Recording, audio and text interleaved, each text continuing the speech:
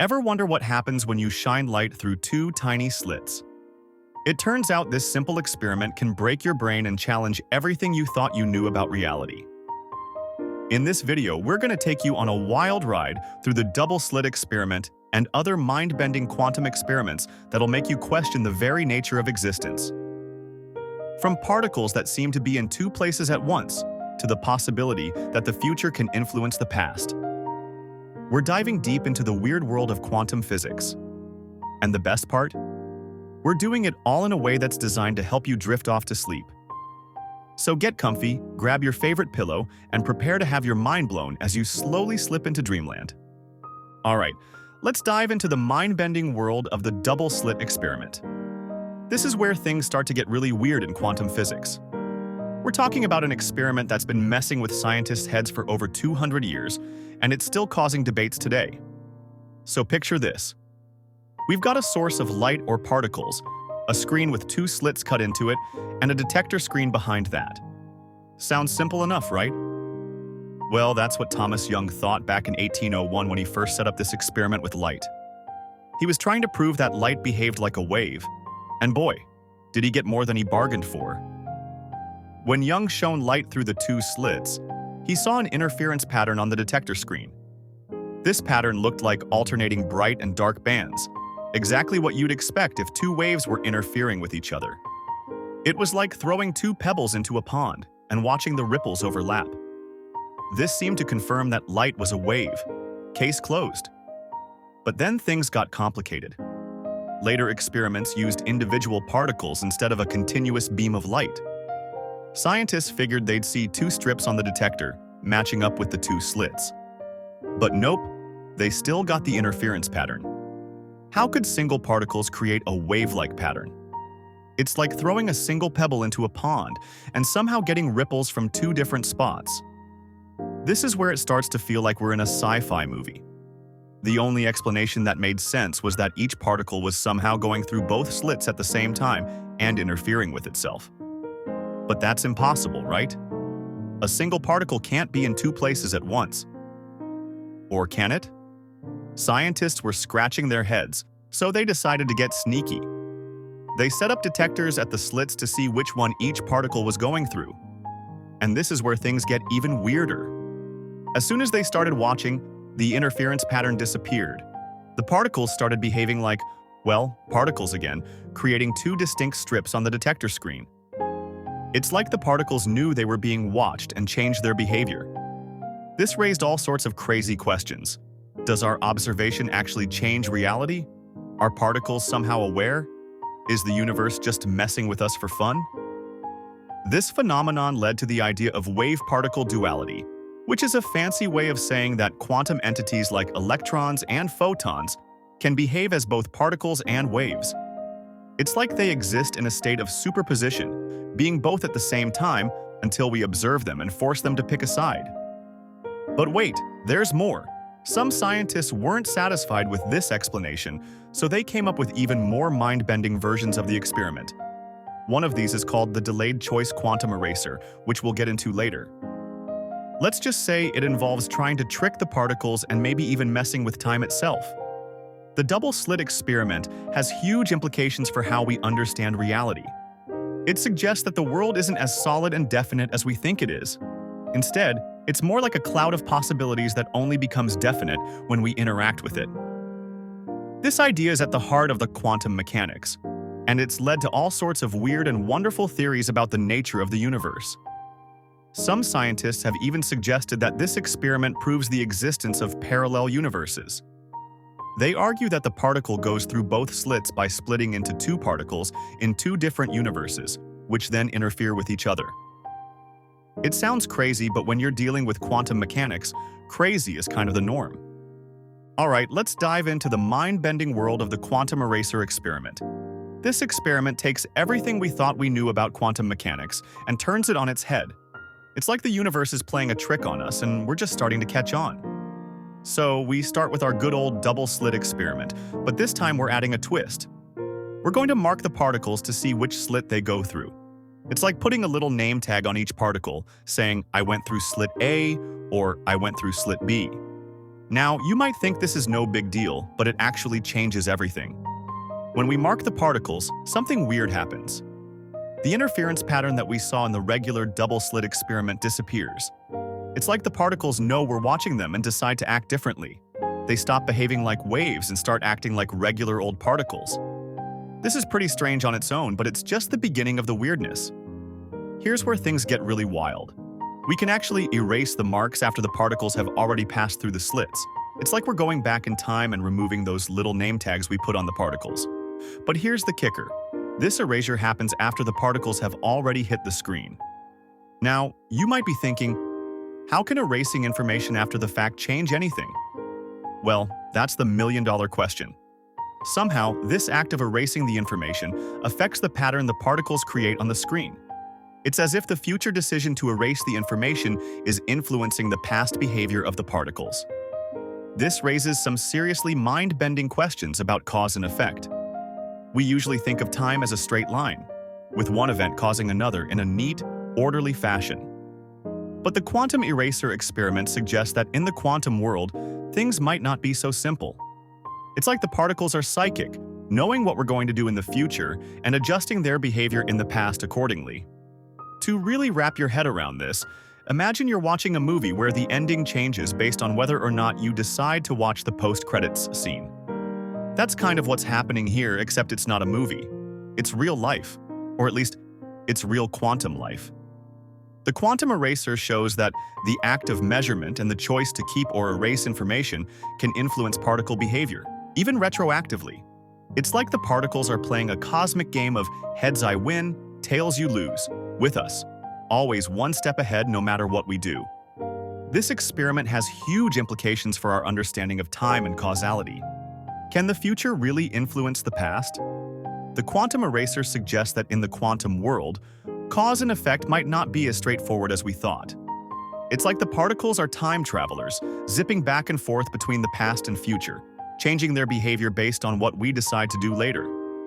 Of course, this doesn't mean we can send messages to our past selves or change history.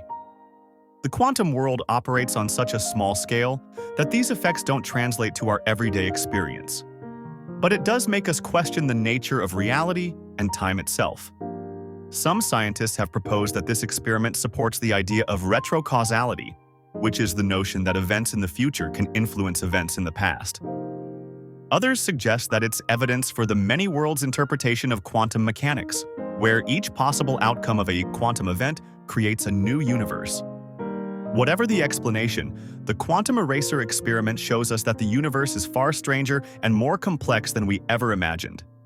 It's a reminder that our intuitions about how the world works often break down when we look at the fundamental building blocks of reality.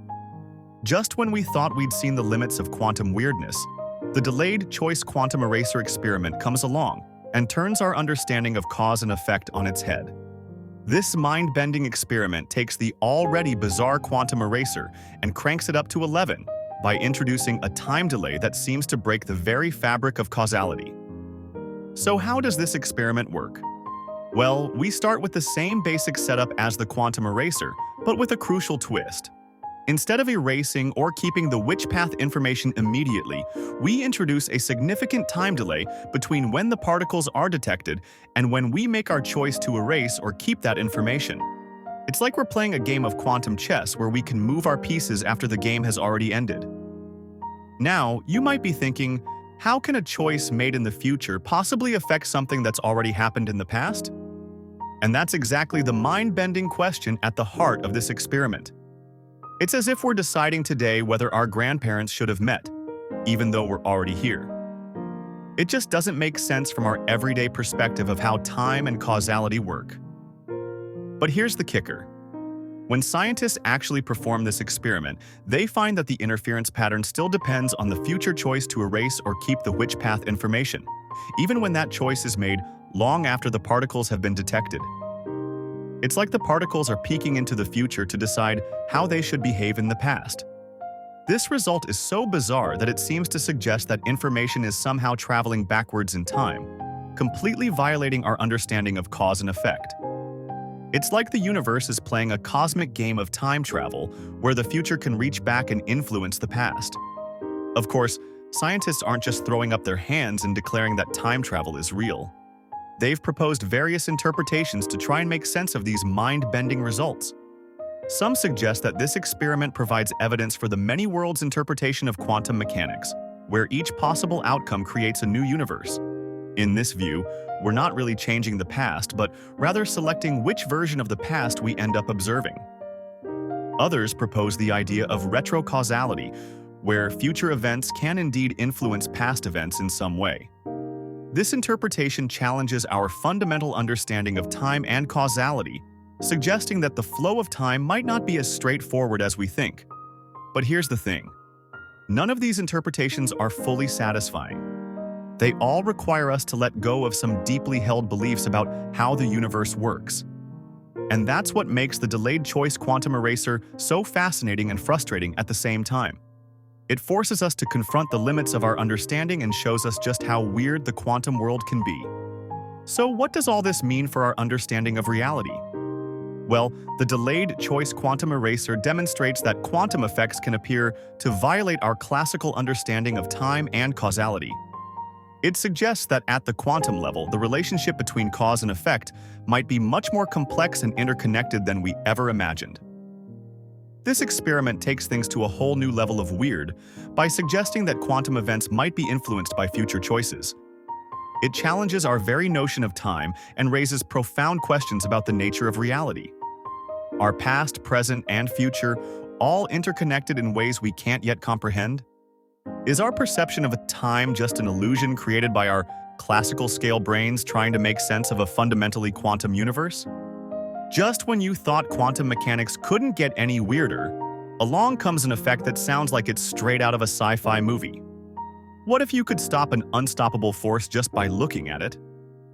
The quantum Zeno effect shows us that sometimes a watched pot really doesn't boil, at least not in the quantum realm. This mind-bending phenomenon suggests that we might be able to control reality itself just by observing it. It's like having a superpower that works on the tiniest scales imaginable. So, what exactly is the quantum Zeno effect? Well, it's named after Zeno's arrow paradox, an ancient Greek philosophical puzzle that argues an arrow in flight is actually motionless at any given instant. In the quantum world, this paradox takes on a whole new meaning. Instead of arrows, we're dealing with subatomic particles and their quantum states. In quantum mechanics, particles can exist in a state of superposition, which is basically a fancy way of saying they can be in multiple states at once. It's like if you could be both asleep and awake at the same time. Weird, right? But here's where things get even stranger. The quantum Zeno effect shows that if we keep observing these particles, we can actually prevent them from changing their state. Think about it like this. Imagine you're watching a movie frame by frame. If you pause it and look at each frame individually, the characters on screen aren't moving. In a similar way, constantly measuring a quantum system can freeze it in place, stopping it from evolving or changing. Scientists have done experiments where they use rapid, repeated measurements to prevent unstable particles from decaying or stop atoms from changing their quantum states.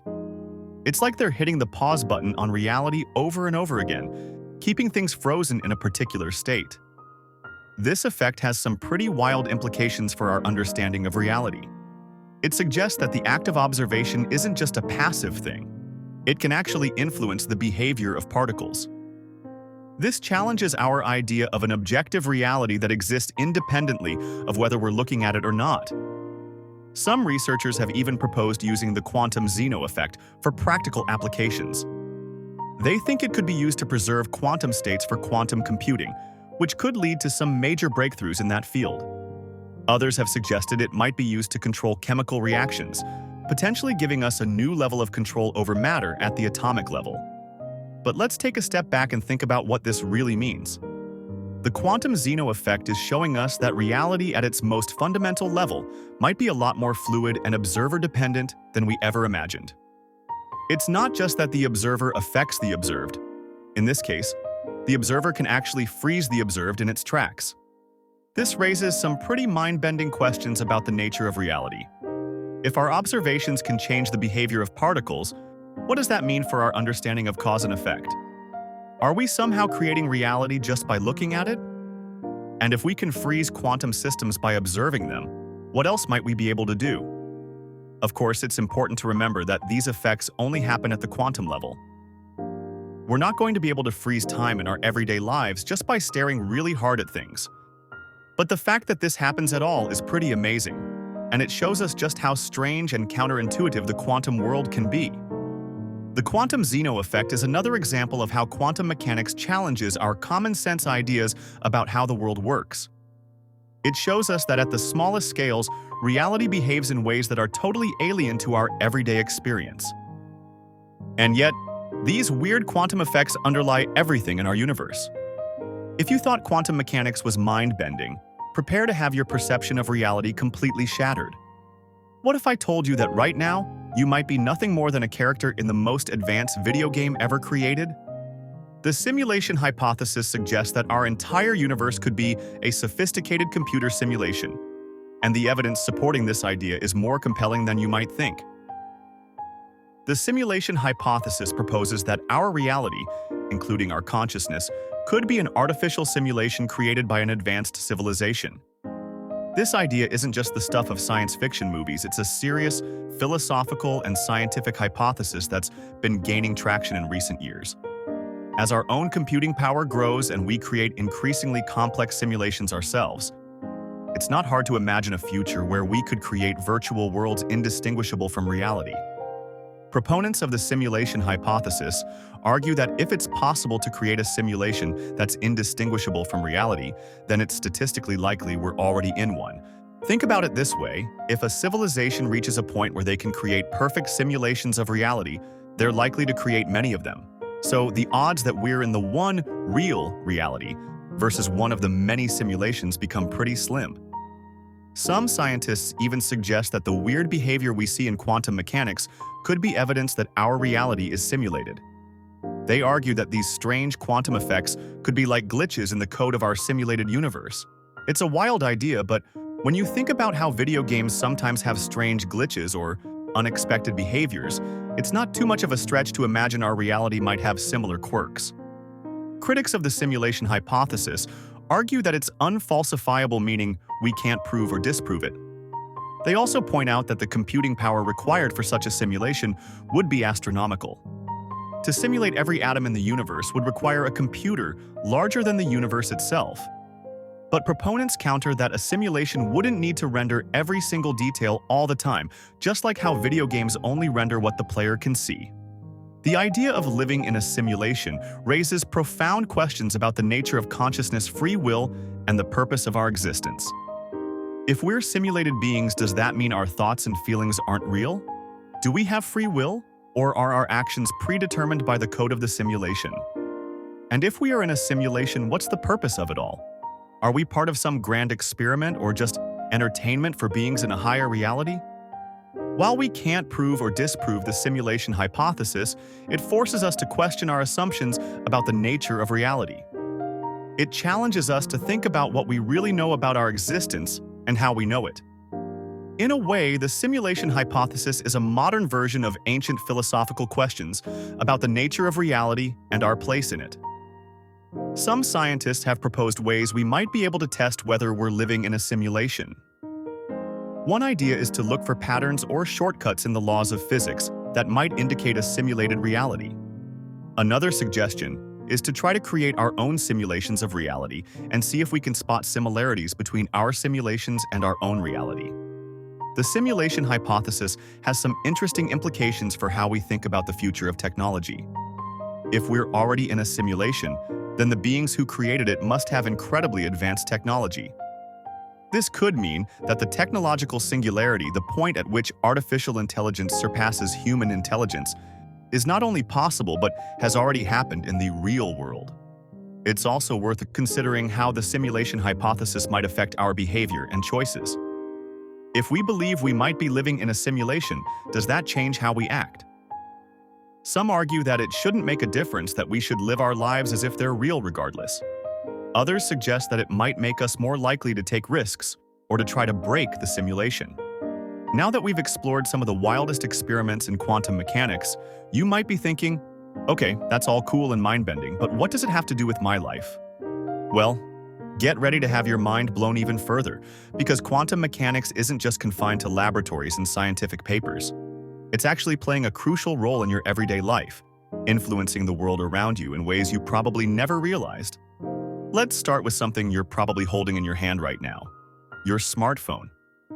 That incredibly powerful device that connects you to the world and lets you watch this video? It wouldn't be possible without quantum mechanics. The semiconductors that make up the heart of your phone's processor rely on a quantum effect called tunneling. This is where electrons can pass through barriers they shouldn't be able to, according to classical physics.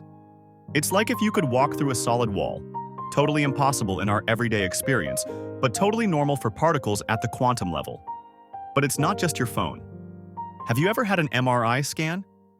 These machines use the quantum property of spin to create detailed images of our bodies.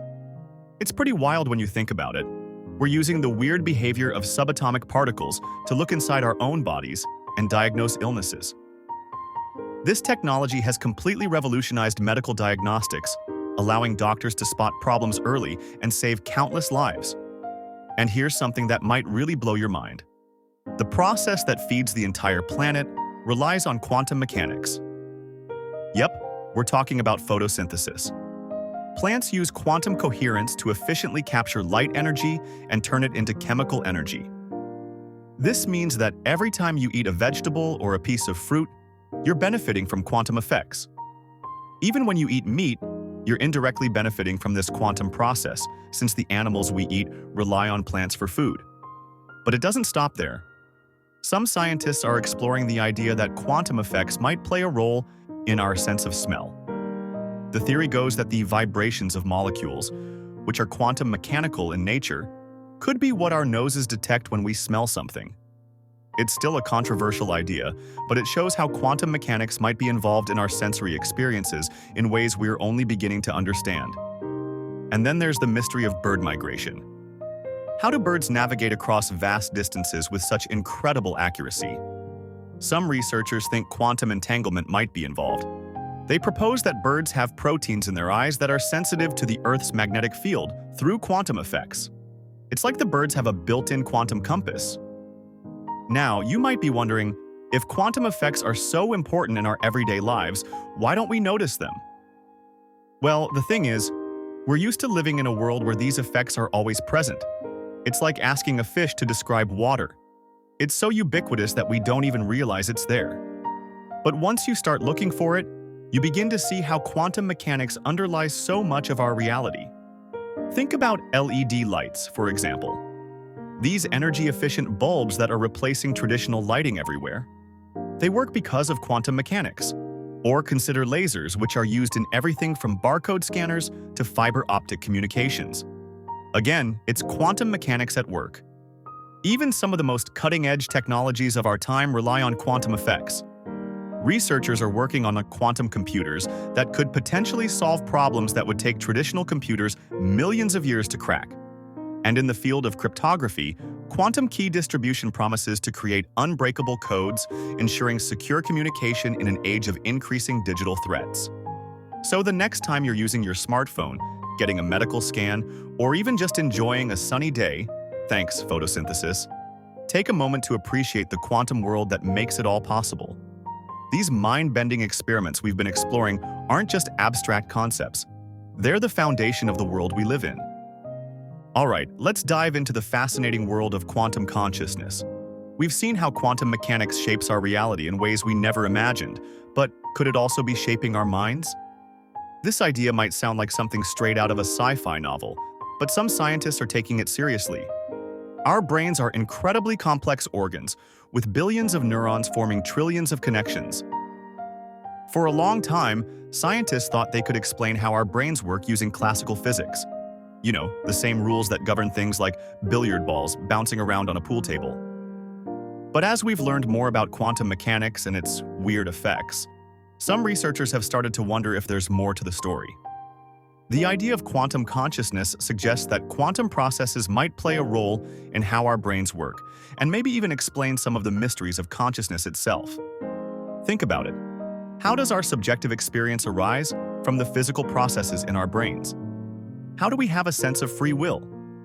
These are questions that have puzzled philosophers and scientists for centuries, and some think quantum mechanics might hold the key. Now, this idea is pretty controversial in the scientific community. A lot of scientists argue that the brain is just too warm and wet for quantum effects to play a significant role. See, most of the quantum experiments we've talked about in this video happen in super cold, isolated conditions. Your brain, on the other hand, is warm and full of activity all the time. It's like trying to observe quantum effects in a hurricane, not exactly ideal conditions. But here's where things get interesting. In recent years, scientists have discovered quantum effects happening in biological systems, like in the process of photosynthesis. This has got some researchers thinking, if quantum effects can happen in plants, why not in our brains? One of the main ideas in quantum consciousness theory involves structures in our neurons called microtubules. These are tiny tubes that help give our cells their shape and act like highways for transporting molecules around.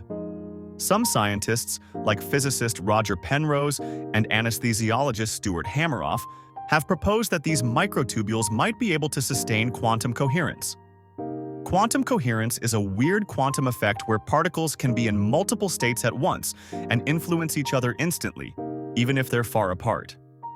If this could happen in our brains, it might explain some of the strange properties of consciousness, like how we can have a unified experience of the world, even though our brains process information in many different areas. Of course, this idea has its critics. Many neuroscientists argue that we can explain consciousness without resorting to quantum effects. They point out that we've made a lot of progress in understanding how neurons work and how different parts of the brain communicate with each other. From their perspective, adding quantum mechanics to the mix is unnecessary and might even be misleading. But supporters of quantum consciousness theory argue that classical explanations of the brain can't fully account for our subjective experiences. They say that the weirdness of quantum mechanics might be just what we need to explain the weirdness of consciousness. Whether or not quantum consciousness turns out to be true, it's pushing us to think about consciousness in new and exciting ways. It's making us ask questions about the nature of reality and our place in it. Are our minds purely classical systems, following the same rules as other physical objects? Or are they tapping into the quantum realm, giving rise to our unique human experiences? As we continue to explore the mysteries of quantum mechanics and consciousness, we might find that the answers to these questions are even stranger than we imagined. Maybe our minds are quantum computers, processing information in ways we're only beginning to understand. Or maybe consciousness emerges from the interplay between quantum and classical processes in our brains. All right, let's take a look at one of the most famous thought experiments in quantum mechanics. Imagine a cat that's both alive and dead at the same time. This might sound impossible, but in the world of quantum physics, the impossible often becomes possible. We're talking about Schrödinger's cat, a mind-bending scenario that's been puzzling scientists and philosophers for decades. So here's the setup. We've got a cat in a sealed box, and inside this box there's also a flask of poison and a tiny bit of radioactive material. Now, if an atom of this radioactive stuff decays, it triggers a mechanism that breaks the flask and releases the poison, killing the cat. But here's where things get weird. According to quantum mechanics, until we open the box and take a look, the cat exists in a state of superposition, meaning it's both alive and dead at the same time. This whole thought experiment was cooked up by Austrian physicist Erwin Schrödinger back in 1935. He wasn't trying to be cruel to cats. It's just a thought experiment. No actual cats were harmed. Instead, he was trying to show how absurd quantum mechanics can seem when we apply it to everyday objects like cats. In the quantum world, things can exist in multiple states at once until they're observed. It's like they're playing a cosmic game of freeze tag, where everything is moving and still at the same time until someone looks at them. But when we scale this up to something as big as a cat, it starts to sound pretty ridiculous, right? This is where the problem of measurement in quantum mechanics comes in. In the quantum world, the act of observing something actually changes it. It's like trying to check if your refrigerator light is always on. The moment you open the door to look, you've changed the very thing you're trying to observe. Some scientists interpret this to mean that reality is fundamentally probabilistic. They argue that things only become definite when they're observed.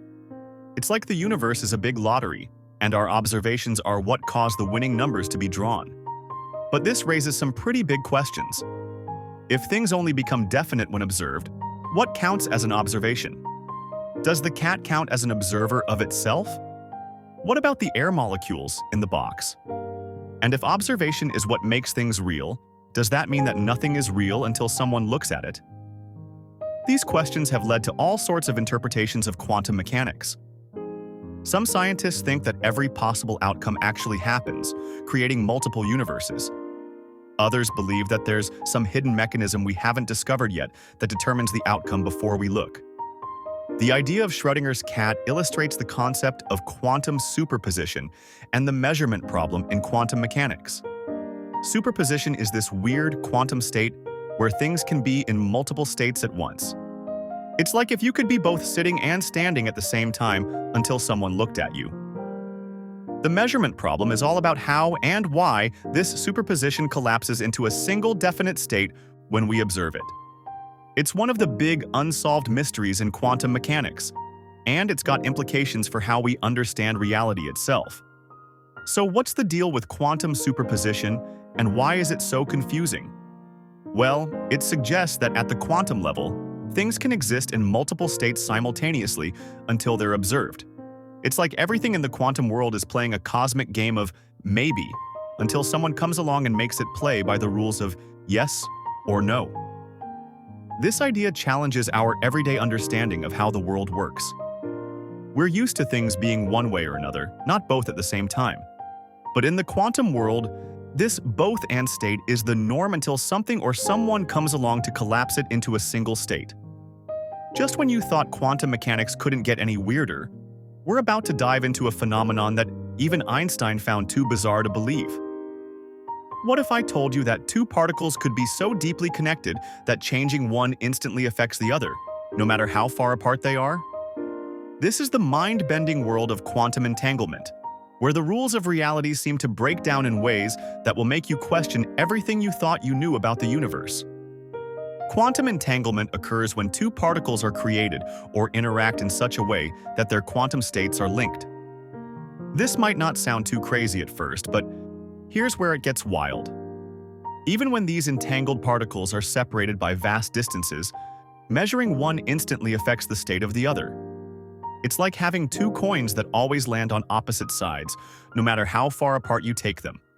But instead of coins, we're talking about subatomic particles, and instead of a few feet, we're talking about potentially unlimited distances. This effect is so bizarre that it seemed to violate one of the fundamental principles of physics, that nothing can travel faster than light. Einstein, who was not a fan of the weird implications of quantum mechanics, called this spooky action at a distance. He thought there must be some hidden variables or local interactions that could explain this apparent faster-than-light communication between particles. But as it turns out, Einstein was wrong about this one. Scientists have been working hard to test quantum entanglement, and they've managed to confirm it over some pretty impressive distances. We're talking hundreds of kilometers here. These experiments have basically ruled out the idea of local hidden variables that Einstein hoped would explain away the spookiness. Instead, they've shown that at a fundamental level, the universe might be non-local, with instantaneous connections across space that defy our classical understanding of physics. But quantum entanglement isn't just some weird curiosity that scientists play with in labs. It's actually being put to use in some pretty exciting ways. One of the big applications is in quantum computing. Regular computers use bits that are either 0 or 1, but quantum computers use qubits that can be in multiple states at once thanks to quantum mechanics. Entanglement allows these qubits to be linked in ways that could potentially solve problems that would take regular computers millions of years to crack. Another cool application is in quantum cryptography. Imagine being able to create unbreakable codes that are secured by the laws of physics themselves. That's what quantum entanglement might allow us to do. If someone tries to intercept a message encoded using entangled particles, they'd mess up the entanglement and reveal their presence. It's like a perfect alarm system for your secret messages. Now, you might be wondering how this all works in practice. Well, scientists have come up with some pretty clever ways to create and measure entangled particles.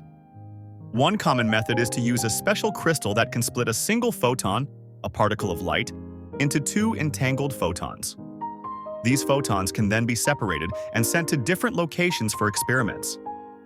Another technique involves trapping ions, charged atoms, and manipulating them with lasers to create entanglement. This method has been used to create some of the most precise atomic clocks ever made, which could potentially be used for things like improved GPS systems or even detecting gravitational waves. But here's the thing that really messes with our heads. We still don't fully understand how quantum entanglement works. It's like the universe is playing a trick on us, allowing particles to be instantly connected in ways that shouldn't be possible according to our everyday understanding of space and time. Some physicists have proposed wild ideas to explain it, like the idea that our universe might be a hologram, or that there could be hidden dimensions we can't see. One of the most mind-bending interpretations is the many worlds theory, which suggests that every possible outcome of a quantum measurement actually happens, just in different parallel universes.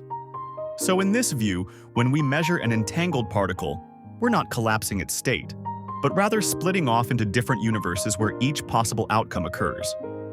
It's a trippy idea that's hard to wrap your head around, but it shows just how far physicists are willing to go to try to make sense of quantum weirdness. Imagine a universe where every decision you've ever made, every coin flip, every quantum fluctuation, creates an entirely new reality. It sounds like something out of a sci-fi novel, but some physicists actually believe this might be how our universe works. This mind-bending concept is known as the many worlds interpretation of quantum mechanics, and it's one of the wildest ideas in modern physics. The many worlds interpretation was first proposed by physicist Hugh Everett in 1957. At its core, this theory suggests that every time a quantum event occurs, the universe splits into multiple versions, each representing a different possible outcome. It's like the universe is constantly branching out into an infinite number of parallel realities. Let's break this down a bit. In traditional quantum mechanics, we talk about particles existing in a superposition of states until they're observed. When we measure them, this superposition collapses into a single, definite state. But the many worlds interpretation says there's no collapse at all. Instead, all possible outcomes actually happen, just in different universes. This idea has some pretty wild implications. Remember Schrödinger's cat? In the many worlds view, there's no need to wonder if the cat is alive or dead before we open the box. It's both, but in separate, equally real universes. One version of you opens the box to find a living cat, while another version in a parallel universe discovers a dead one. Now, you might be thinking this sounds completely bonkers, and you're not alone. The many worlds interpretation is controversial even among physicists. Critics argue that it's untestable and violates a principle called Occam's razor, which basically says we shouldn't multiply entities unnecessarily. After all, creating infinite universes to explain quantum mechanics seems like overkill, right? But proponents of the many worlds interpretation have some interesting counterarguments. They say that this view actually simplifies quantum mechanics in some ways. For one, it gets rid of the need for wave function collapse, which has always been a bit of a sticky point in quantum theory. It also preserves determinism at the quantum level, which some physicists find appealing. One of the biggest challenges with the many worlds interpretation is that it's incredibly difficult to test. How do you prove the existence of parallel universes that you can never interact with?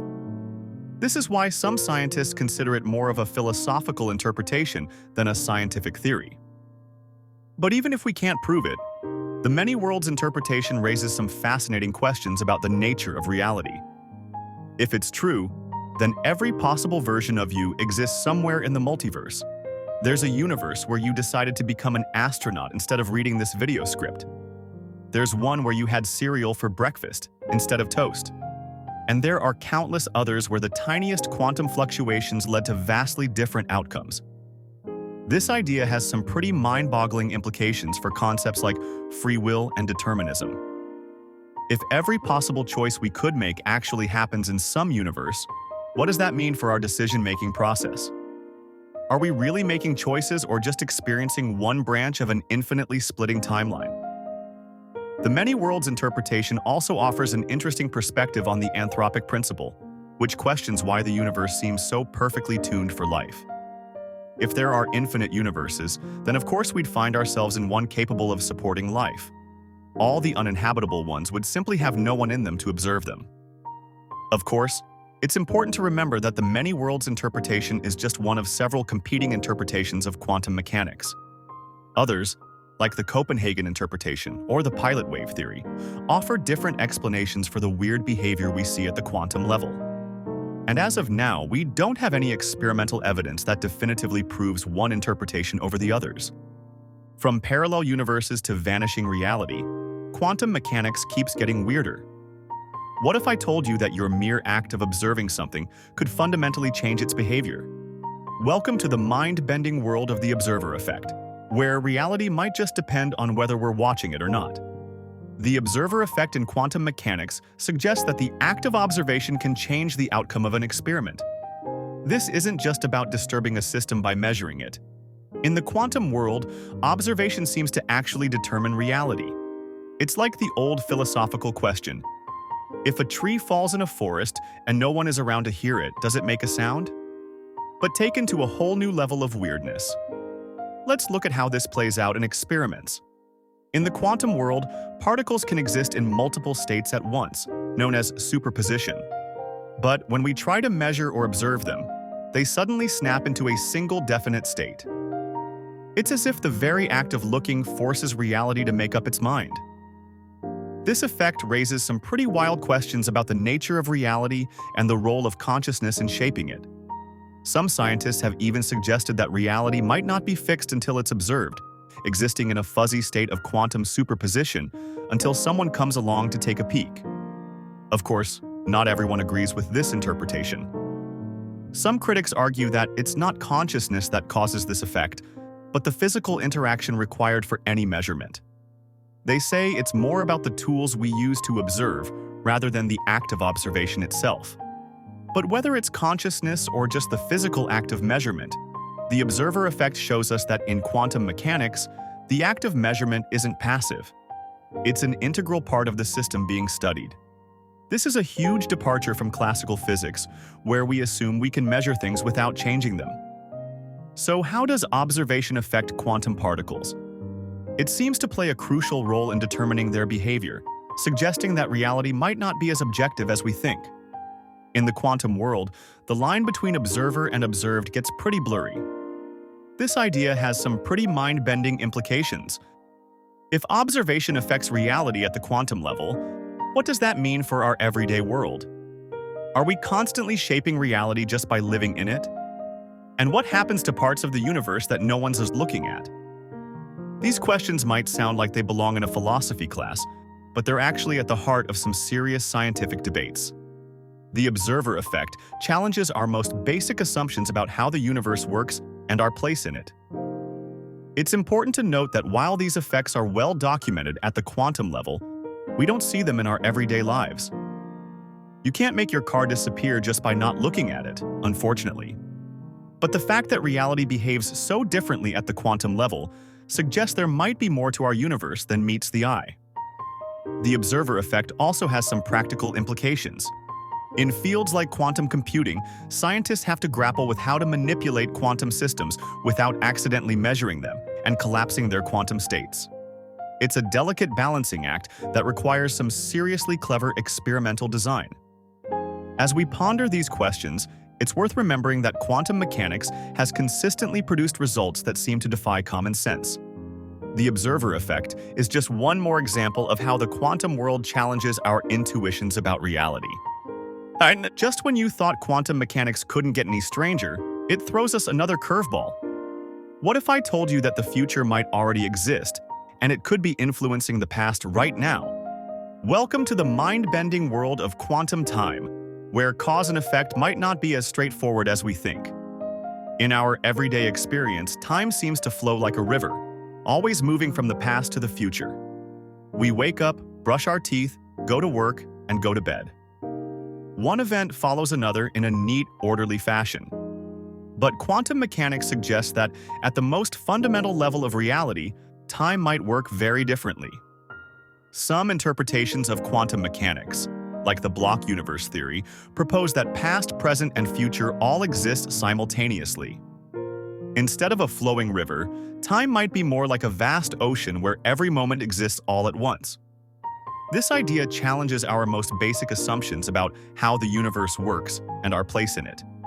But it's not just theoretical physics that's messing with our understanding of time.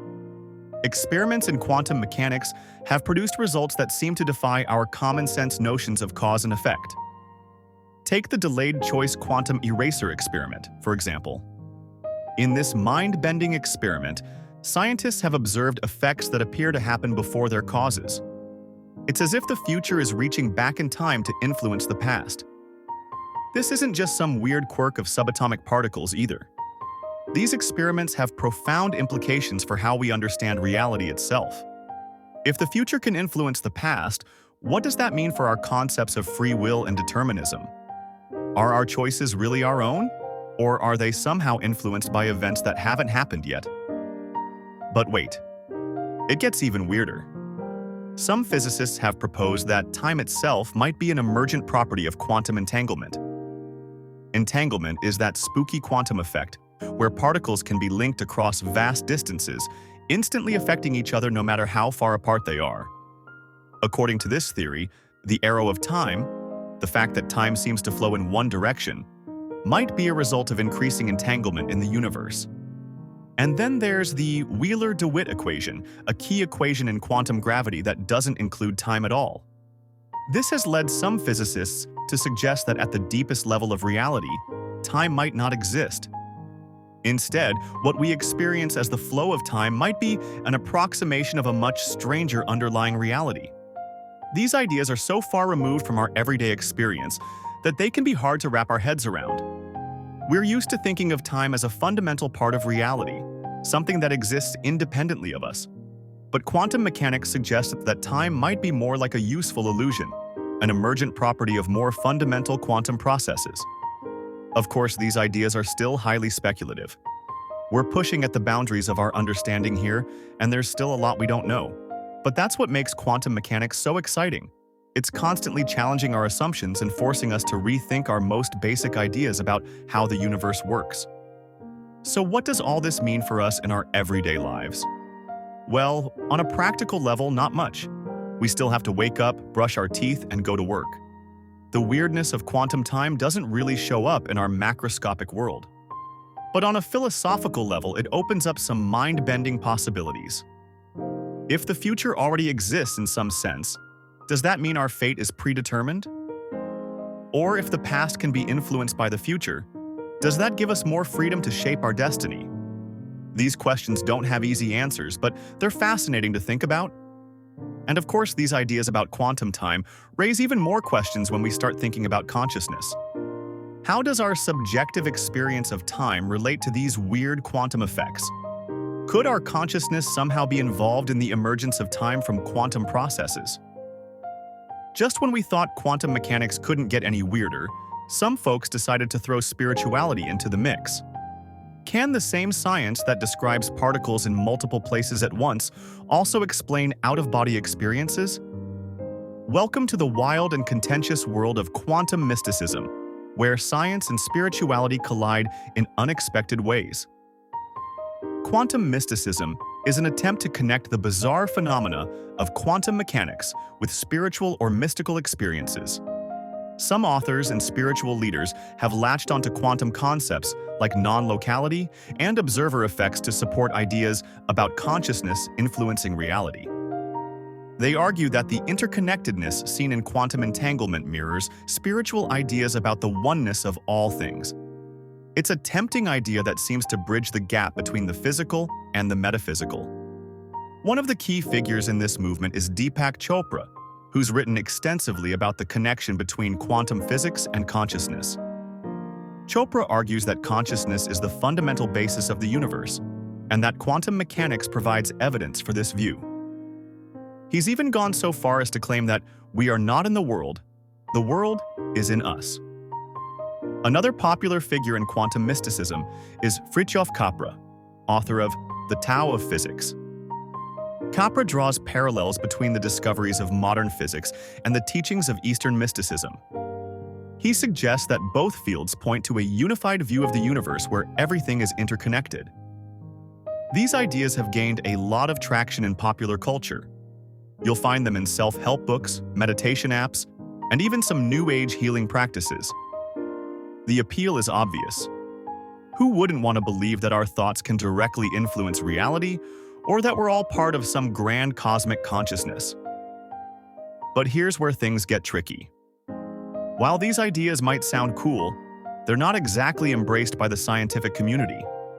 In fact, most physicists strongly reject these interpretations, arguing that they misuse scientific concepts. They point out that quantum effects typically only occur at very small scales and don't necessarily apply to macroscopic phenomena, like consciousness. Victor Stenger, a particle physicist, has been particularly vocal in criticizing quantum mysticism. He argues that quantum mechanics, properly understood, doesn't support any mystical interpretations. Stenger says, "Quantum mechanics is strange, but not as strange as they say it is." Other scientists have pointed out that quantum mysticism often relies on misunderstandings or misrepresentations of quantum theory. For example, the idea that consciousness causes the collapse of the wave function, a key concept in quantum mechanics, is not supported by mainstream interpretations of quantum theory. Lawrence Krauss, a theoretical physicist, has also weighed in on this debate. He argues that while quantum mechanics is indeed weird, it doesn't provide any support for mystical or supernatural claims. Krauss says, "Quantum mechanics is often quoted as the explanation for all sorts of mysteries, but it doesn't explain anything. It just is." Despite these criticisms, the allure of quantum mysticism persists. It reflects our deep desire to find scientific explanations for spiritual experiences. We want to believe that there's more to reality than what we can see and touch, and quantum mechanics, with all its weirdness, seems to offer a way to bridge that gap. But here's the thing. Even if quantum mysticism isn't accepted by mainstream science, it still highlights some interesting questions about consciousness and reality. How does our subjective experience relate to the physical world? Can science ever fully explain consciousness? These are questions that continue to puzzle philosophers and scientists alike. Some researchers are exploring more scientifically grounded ways to investigate the potential links between quantum physics and consciousness. For example, there's ongoing research into whether quantum effects might play a role in certain brain processes. While this research is still in its early stages, it shows that there are legitimate scientific ways to explore these questions without resorting to mysticism. While some researchers explore quantum effects in the brain, others are taking quantum weirdness in a wildly different direction. What if we could harness the bizarre behavior of quantum particles to create computers with almost unimaginable power? This is the tantalizing promise of quantum computing, where the impossible becomes possible and the boundaries of what we thought computers could do are shattered. At the heart of quantum computing are quantum bits, or qubits. Unlike regular computer bits that can only be in a state of 0 or 1, qubits can exist in multiple states at once thanks to the quantum principle of superposition. This means a quantum computer with just a handful of qubits can represent and process an enormous amount of information simultaneously. It's like having a computer that can explore all possible solutions to a problem at the same time, instead of checking them one by one. This unique ability gives quantum computers the potential to solve certain types of problems much faster than classical computers. We're talking about calculations that would take our most powerful supercomputers millions of years to complete, potentially solved by a quantum computer in a matter of minutes or hours. This could revolutionize fields like cryptography, where quantum computers might be able to crack codes that are currently considered unbreakable. It could also lead to breakthroughs in drug discovery, allowing scientists to simulate complex molecular interactions and design new medicines more efficiently. But here's the catch. Building practical quantum computers is incredibly challenging. The quantum states that give qubits their power are also extremely fragile. Even the tiniest disturbance from the environment can cause these delicate quantum states to collapse, a problem known as decoherence. It's like trying to balance a pencil on its tip while someone's shaking the table. Scientists have to find ways to protect these quantum states long enough to perform useful calculations, often using extreme cold and complex error correction techniques. Despite these challenges, some of the biggest names in tech are betting big on quantum computing. Companies like IBM, Google, and Microsoft are pouring billions of dollars into quantum research and development. They're not just building more powerful quantum computers, they're also exploring how to use them to solve real-world problems. For example, IBM has been working on using quantum computers to simulate chemical reactions, which could lead to the development of new materials or more efficient batteries. The potential of quantum computing has also sparked some concerns. Some worry that quantum computers could break current encryption methods, potentially compromising the security of everything from online banking to government communications. This has led to a race to develop new quantum-safe encryption methods that can withstand attacks from quantum computers. But it's not all doom and gloom.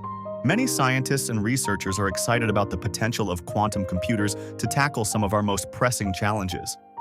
In chemistry, quantum computers could help design new catalysts to remove carbon dioxide from the atmosphere, potentially mitigating climate change. In artificial intelligence, they could enable new machine learning algorithms that process data in ways that mimic the human brain more closely. And in materials science, they could help design new superconductors that transmit electricity with zero resistance, revolutionizing our energy infrastructure. Quantum computing represents a practical application of quantum weirdness, potentially leading to revolutionary advances in computing power. It's a field where the mind-bending concepts of quantum mechanics aren't just theoretical curiosities, but tools that could reshape our world in profound ways. As we continue to push the boundaries of what's possible with quantum computing, we're not just building more powerful computers. We're opening up new frontiers in our understanding of the universe itself. As we've explored the weird and wonderful world of quantum mechanics, we've seen how it's already changed our understanding of the universe and led to some pretty cool tech like lasers and transistors. But the future of quantum science is looking even wilder, with promises of even more radical changes that could shake up everything from computing to medicine. One of the big areas scientists are working on is quantum gravity. This is basically trying to smash together quantum mechanics and Einstein's theory of relativity, which has been a huge challenge for physicists for decades. If they can figure it out, it could give us a complete picture of how the universe works, from the tiniest subatomic particles to the largest cosmic structures. It's like trying to solve the ultimate puzzle of reality, and who knows what kind of mind-blowing discoveries might come from that? Another exciting field is quantum biology. Scientists are starting to realize that quantum effects might play a role in some really important biological processes. We've already seen how quantum mechanics might be involved in photosynthesis, which is pretty wild when you think about it. But now researchers are looking into whether quantum effects could be helping birds navigate during migration, or even if they might be happening in our brains. It's like we're discovering a whole new layer to how life works at the most fundamental level. Quantum cryptography is another area that's getting a lot of attention. The idea here is to use the weird properties of quantum particles to create unbreakable codes. This could be a game changer for security, making it possible to send messages that are literally impossible to intercept without detection. It's like the ultimate secret code that even the most advanced hackers couldn't crack. And then there's quantum sensing, which could lead to some seriously precise measurements. We're talking about sensors that could detect tiny changes in gravity, which could be used for everything from better GPS systems to detecting hidden underground structures. In medicine, quantum sensors might be able to create super detailed images of the body, potentially spotting diseases earlier than ever before. But of course, there are still a ton of challenges to overcome. One of the biggest problems is just keeping quantum states stable long enough to do anything useful with them. Quantum particles are super sensitive to their environment, and the slightest disturbance can mess everything up. It's like trying to build a house of cards in a hurricane. Not exactly easy. There are also some pretty deep philosophical questions that quantum mechanics raises about the nature of reality itself. Like, what does it really mean for a particle to be in multiple states at once? And how does observation affect the quantum world? These aren't just abstract questions either. They could have real implications for how we design and use quantum technologies in the future. Despite all these challenges, the future of quantum science is looking pretty bright. We're on the cusp of some really exciting breakthroughs that could change the world in ways we can barely imagine. It's like we're standing on the edge of a new scientific frontier, with endless possibilities stretching out before us. So why are all these quantum experiments perfect for falling asleep to? Well, they challenge our everyday understanding of reality in some pretty profound ways. When we're trying to drift off to sleep, letting go of our usual ways of thinking can actually be really helpful. It's like giving our brains permission to relax and explore new possibilities, which is exactly what we need to do when we're trying to fall asleep. Just when you think quantum mechanics couldn't get any weirder, we're about to dive into a realm where even logic itself seems to break down. Quantum paradoxes are like the ultimate brain teasers of the scientific world, pushing our understanding of reality to its absolute limits. These aren't just theoretical puzzles either, they've led to real experiments that have deepened our understanding of quantum mechanics, and even challenged our basic assumptions about how the universe works. Let's start with the EPR paradox, named after Einstein, Podolsky, and Rosen. This mind-bender questions whether quantum mechanics can provide a complete description of reality. It's like Einstein and his buddies were saying, "Hold up, there's something fishy going on here." They couldn't wrap their heads around how particles could seem to influence each other instantly across vast distances. This paradox led to some serious debates about the nature of reality, and eventually paved the way for experiments on quantum entanglement. Now, imagine you're playing a game of quantum freeze tag. That's kind of what the quantum Zeno paradox is like. It suggests that if you keep observing a quantum system, you can actually prevent it from changing. It's like you're freezing time with your gaze. This paradox is named after Zeno, an ancient Greek philosopher who came up with some pretty wild ideas about motion. In the quantum world, it turns out that constantly measuring an unstable particle can actually stop it from decaying. It's as if the act of watching is enough to keep things frozen in place. But wait, it gets even weirder. The Elitzur-Vaidman bomb tester paradox shows how we can detect an object without ever interacting with it. It's like being able to tell if there's a bomb in a box without opening it or touching it in any way. This paradox uses the principles of quantum mechanics to create a situation where the mere possibility of interaction is enough to give us information. It's a bit like Schrödinger's cat, but instead of a cat, we're dealing with a bomb that might or might not explode. These paradoxes aren't just fun thought experiments.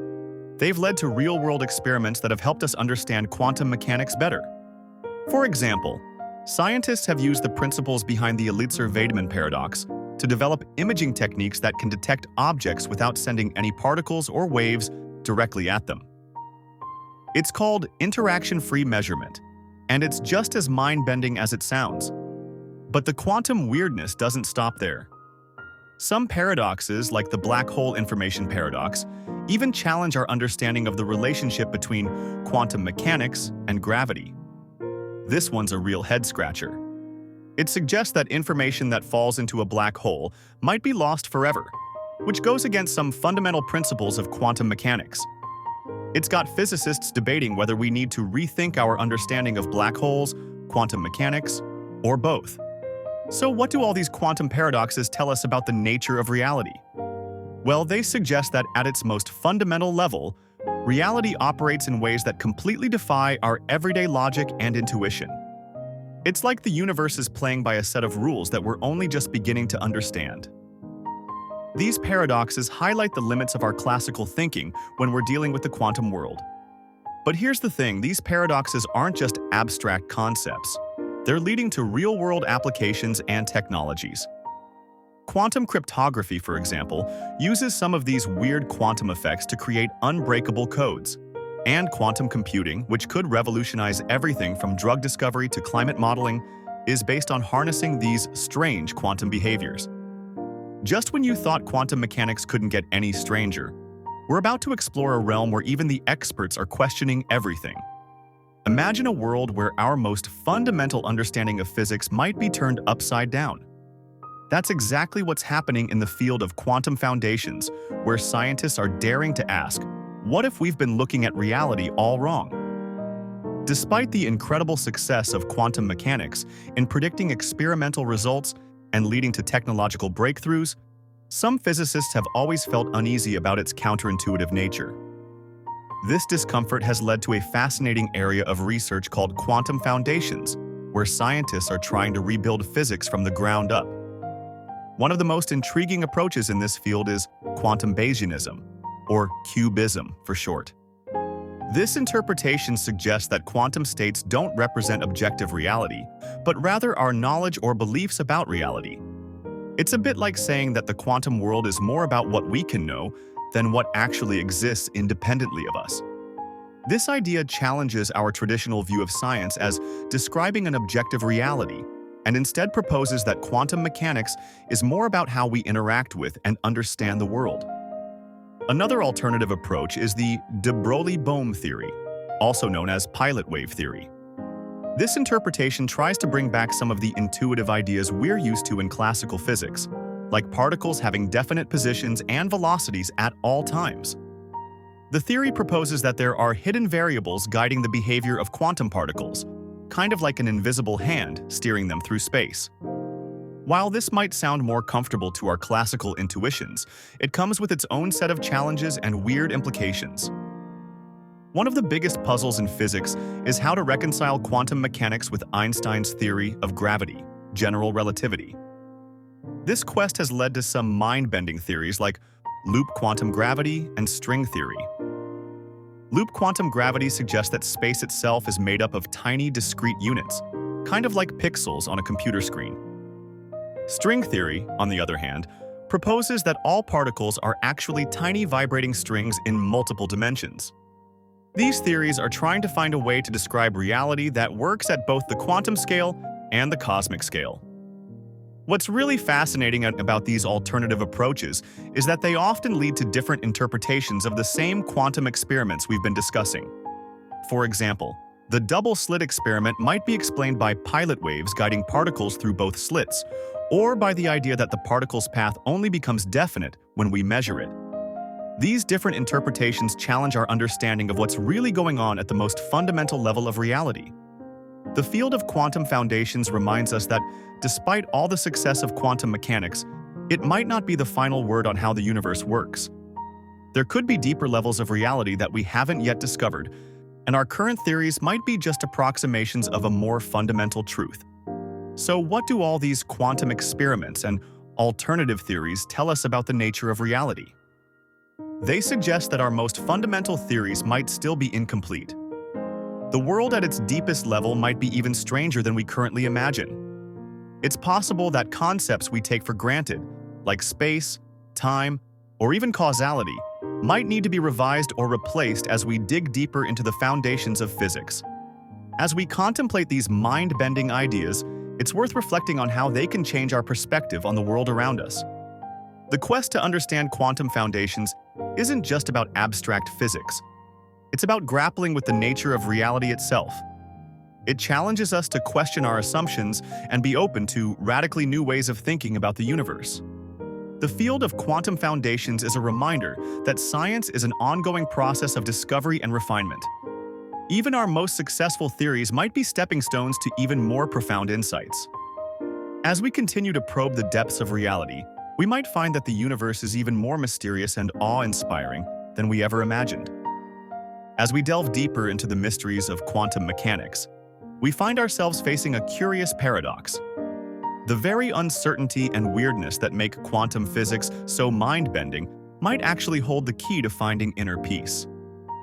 It's a strange concept, but some thinkers believe that embracing quantum uncertainty can lead to a more balanced life. This idea of quantum Zen isn't about using physics as a spiritual guide, but rather about finding new ways to think about our place in the universe. The uncertainty and non-determinism of quantum mechanics can be unsettling at first. We're used to a world where things are either this or that, where cause and effect follow a clear path. But in the quantum realm, things can be both this and that at the same time, and effects can seemingly precede their causes. It's enough to make your head spin. But what if, instead of fighting against this uncertainty, we learn to embrace it? Some philosophers and spiritual teachers have started drawing parallels between quantum concepts and Eastern philosophies like Buddhism and Taoism. Take the idea of quantum superposition, where particles can exist in multiple states simultaneously until they're observed. This mirrors the Buddhist concept of non-duality, which suggests that apparent opposites are actually interconnected and interdependent. In both cases, we're asked to let go of our rigid categories and embrace a more fluid understanding of reality. Then there's quantum entanglement, which suggests a deep underlying connectedness in the universe. This echoes the Taoist idea of the interconnectedness of all things. In Taoism, everything is seen as part of a greater whole, just as entangled particles remain connected regardless of the distance between them. It's a beautiful idea that challenges our usual way of seeing the world as made up of separate, distinct objects. Now, it's important to note that we shouldn't take these parallels too literally. Quantum mechanics is a scientific theory, not a spiritual teaching. But these connections can provide a framework for thinking about uncertainty and interconnectedness in our lives. They invite us to consider new perspectives and question our assumptions about the nature of reality. Embracing quantum uncertainty can encourage us to let go of rigid thinking and be more open to possibilities. In our daily lives, we often cling to fixed ideas about how things should be or how events should unfold. But quantum mechanics teaches us that reality is far more fluid and unpredictable than we might think. By accepting this, we can learn to be more adaptable and less stressed when things don't go according to plan. This approach doesn't mean we should abandon all structure or planning in our lives. Instead, it's about finding a balance between order and chaos, between certainty and uncertainty. It's about being open to the unexpected and finding peace in the knowledge that we can't control everything. While quantum mechanics doesn't provide a spiritual guide, its concepts can offer new ways of thinking about our place in the universe. They remind us that we're part of something much larger and more complex than we can fully comprehend. This perspective can be humbling, but also liberating. It frees us from the pressure of having to understand or control everything. So why are these quantum experiments perfect for falling asleep to? Well, they encourage us to let go of our need for certainty and fixed reality. As we drift off to sleep, we naturally enter a state where the boundaries between reality and dreams begin to blur. The strange world of quantum mechanics can help ease this transition, inviting us to relax into the mystery of existence. As we reach the end of our quantum journey, we're left with more questions than answers, but maybe that's the point. Quantum mechanics has shown us that reality is far stranger and more mysterious than we ever imagined. Despite all our scientific progress and technological advancements, we still don't fully understand what quantum mechanics tells us about the nature of reality. And that's both fascinating and humbling. We've explored mind-bending experiments that challenge our fundamental assumptions about the universe. But instead of providing clear-cut answers, these experiments have opened up even more perplexing questions. Is the universe deterministic or random? Is consciousness fundamental or emergent? Are there multiple universes or just one? These questions remain open, challenging our assumptions and pushing the boundaries of our understanding. But here's the thing. Maybe the greatest lesson of quantum mechanics isn't about finding definitive answers, but about embracing uncertainty and mystery. Throughout history, humans have always sought to explain and categorize the world around them, to make sense of our existence. But quantum mechanics seems to be telling us that, at the deepest levels, reality defies our attempts at neat categorization. Think about it for a moment. We live in a universe where particles can be in two places at once, where the act of observation can change the outcome of an experiment, and where cause and effect don't always follow the rules we're used to. It's as if the cosmos is playing a cosmic game of peekaboo with us, revealing glimpses of its true nature only to hide them away again. Some scientists have proposed that this inherent uncertainty in quantum mechanics might actually be a feature rather than a bug. Physicist David Bohm once suggested that the universe might be like a hologram, with each part containing information about the whole. If this is true, then our quest for complete knowledge might be fundamentally misguided, because the whole can never be fully contained in its parts. But far from being discouraging, this perspective can actually be quite liberating. By accepting that we may never have all the answers, we open ourselves to wonder and possibility. Instead of trying to fit the universe into our limited understanding, we can allow ourselves to be continually amazed by its complexity and beauty. Quantum mechanics reminds us that the universe is far more complex and mysterious than our everyday experience suggests. Our senses and our brains evolved to navigate a world of medium-sized objects moving at relatively slow speeds. But at the quantum level, none of our usual rules apply. It's like trying to understand a 3D world while living in a 2D plane. So what do these quantum experiments tell us about the nature of reality? They show us that reality is deeply mysterious, full of wonder, and perhaps ultimately beyond our complete comprehension. But that doesn't mean we should stop exploring or asking questions, quite the opposite. In fact, it means that every new discovery has the potential to radically reshape our understanding of the universe. As we drift off to sleep, let's carry with us this sense of quantum wonder, embracing the mystery of existence instead of feeling frustrated by what we don't know. Let's feel excited by the endless possibilities that quantum mechanics opens up. Maybe in our dreams we'll find new ways to approach these mind-bending questions. Or maybe we'll simply enjoy the beautiful strangeness of a quantum universe. Our insomniac hero is tossing and turning in bed, another night of sleeplessness stretching out before them. They've tried everything, counting sheep, meditation apps, even those weird ASMR videos of people eating pickles. Nothing works. Frustrated and exhausted, they reach for their phone, figuring they might as well scroll through YouTube until their eyes finally give up and close on their own. As they swipe through endless cat videos and movie trailers, something catches their eye. A strange video recommendation pops up with the title, Mind F*** Experiments for Insomniacs. Now, normally our hero would scroll right past something like this, but tonight they're desperate enough to try anything. They click on the video, and immediately their screen fills with swirling colors and hypnotic patterns. It's kind of mesmerizing, to be honest. A soothing voice starts speaking, introducing the first experiment, the infinite staircase. Our hero feels themselves being drawn into the screen, their eyelids finally starting to feel heavy. Maybe this weird video is actually working, but just as they're about to drift off, the video takes an unexpected turn.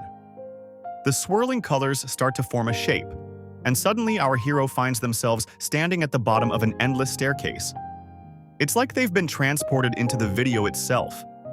They look up, seeing step after step stretching into infinity.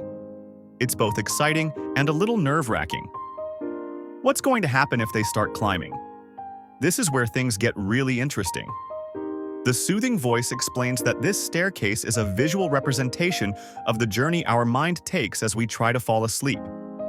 Each step represents a thought or worry that keeps us awake. The trick is to keep climbing, acknowledging each thought but not getting stuck on any one step. As our hero starts to ascend the staircase, they notice something strange. The steps seem to be moving, shifting and changing as they climb. Sometimes they're going up, sometimes down, sometimes sideways. It's like an M.C. Escher painting come to life. The voice explains that this is normal.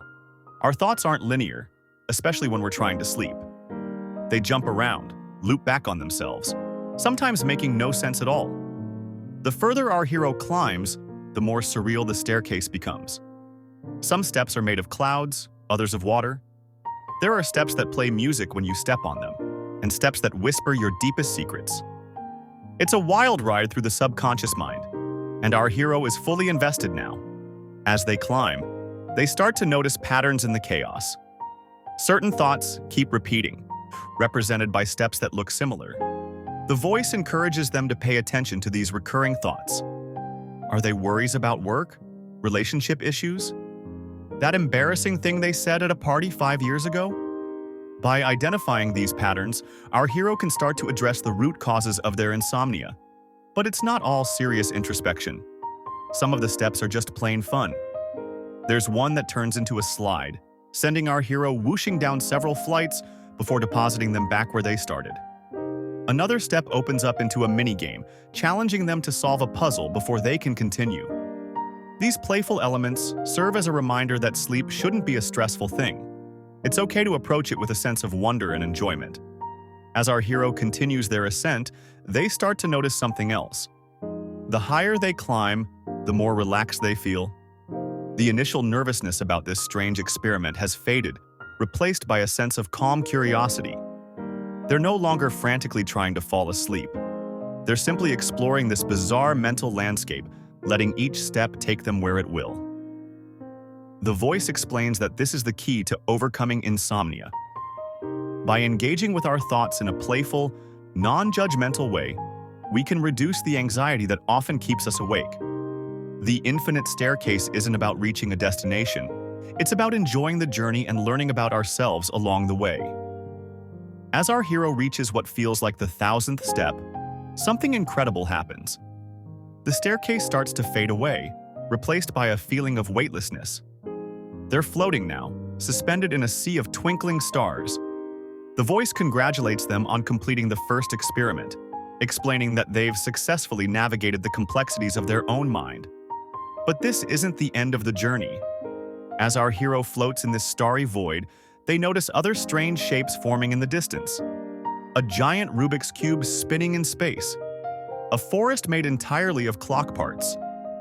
A city where the buildings are made of books. Each of these, the voice explains, is another experiment waiting to be explored. As our hero floats in the starry void, they start to notice something peculiar. The experiments around them seem to be shifting and changing, almost as if they're alive. Suddenly, strange shadows begin to dance along the edges of their vision, twisting and morphing into familiar shapes. At first, our hero thinks they're just hallucinating from lack of sleep. But then the shadows start to take on more defined forms. Out of nowhere, a friendly-looking blob materializes right in front of our hero. It's got these big cartoonish eyes and a goofy smile that somehow makes our insomniac feel a little less alone in this bizarre dreamscape. The blob clears its throat. Do blobs even have throats? And introduces itself in a soothing voice. Hey there, sleepyhead. I'm Morpheus, the dream guide. Welcome to your subconscious. Our hero is understandably confused.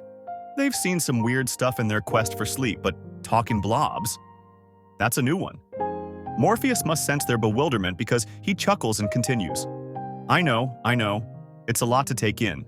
But don't worry, you're not going crazy. Well, not any crazier than the rest of us anyway. My friends and I are here to help you navigate these mind-bending experiments and hopefully catch some Z's along the way. As if on cue, more cartoon characters start popping into existence around our hero. There's a bookish-looking owl with glasses perched on its beak, a colorful swirl of emotions with a face that seems to change expressions every second, and a shadowy figure that keeps flickering in and out of view. Morpheus starts introducing them one by one. This is Logic Lenny, he says, gesturing to the owl. He's great at solving puzzles and breaking down complex ideas. Over here we have Emotion Emily. He points to the swirling mass of feelings. She'll help you understand and process all those pesky emotions that keep you up at night. And last but not least, this is Subconscious Sam. He nods towards the shadowy figure. He's a bit shy, but he knows all your deepest thoughts and hidden fears. Our hero feels both comforted and overwhelmed by their new companions. It's nice to have some friendly faces in this strange world, but at the same time, it's a lot to process. They can't help but wonder if maybe they've finally cracked from sleep deprivation and are imagining this whole thing. Morpheus seems to read their mind, which, let's face it, he probably can. I know it's a bit much to take in all at once, but we're not just here for fun and games. Well, okay, maybe a little fun. But mostly, we're here to guide you through these experiments and help you understand what's really keeping you awake at night. Our hero nods, still a bit unsure but willing to go along with it. After all, what do they have to lose at this point? Suddenly, the guides start arguing among themselves about which experiment to try next. Logic Lenny is advocating for a structured approach, while Emotion Emily wants to dive right into the most exciting ones. Subconscious. Sam keeps whispering suggestions that our hero can barely hear. As the debate heats up, our hero starts to notice something interesting. Each of these animated guides seems to represent a different aspect of the mind. Lenny's logical approach reminds them of those times they've tried to reason their way to sleep, listing out all the reasons why they should be tired. Emily's emotional outbursts bring to mind those nights when anxiety or excitement kept them tossing and turning. And Sam's mysterious nature reflects all those subconscious thoughts and worries that seem to surface just as they're about to drift off. It's fascinating to see these different parts of the psyche represented as animated characters. Our hero remembers reading something about this once, how the mind often creates familiar figures or archetypes in dreams to help process complex ideas. They wonder if that's what's happening here, their brain creating these cartoon guides to help them navigate their own subconscious. As the argument continues, our hero starts to feel a strange sense of calm.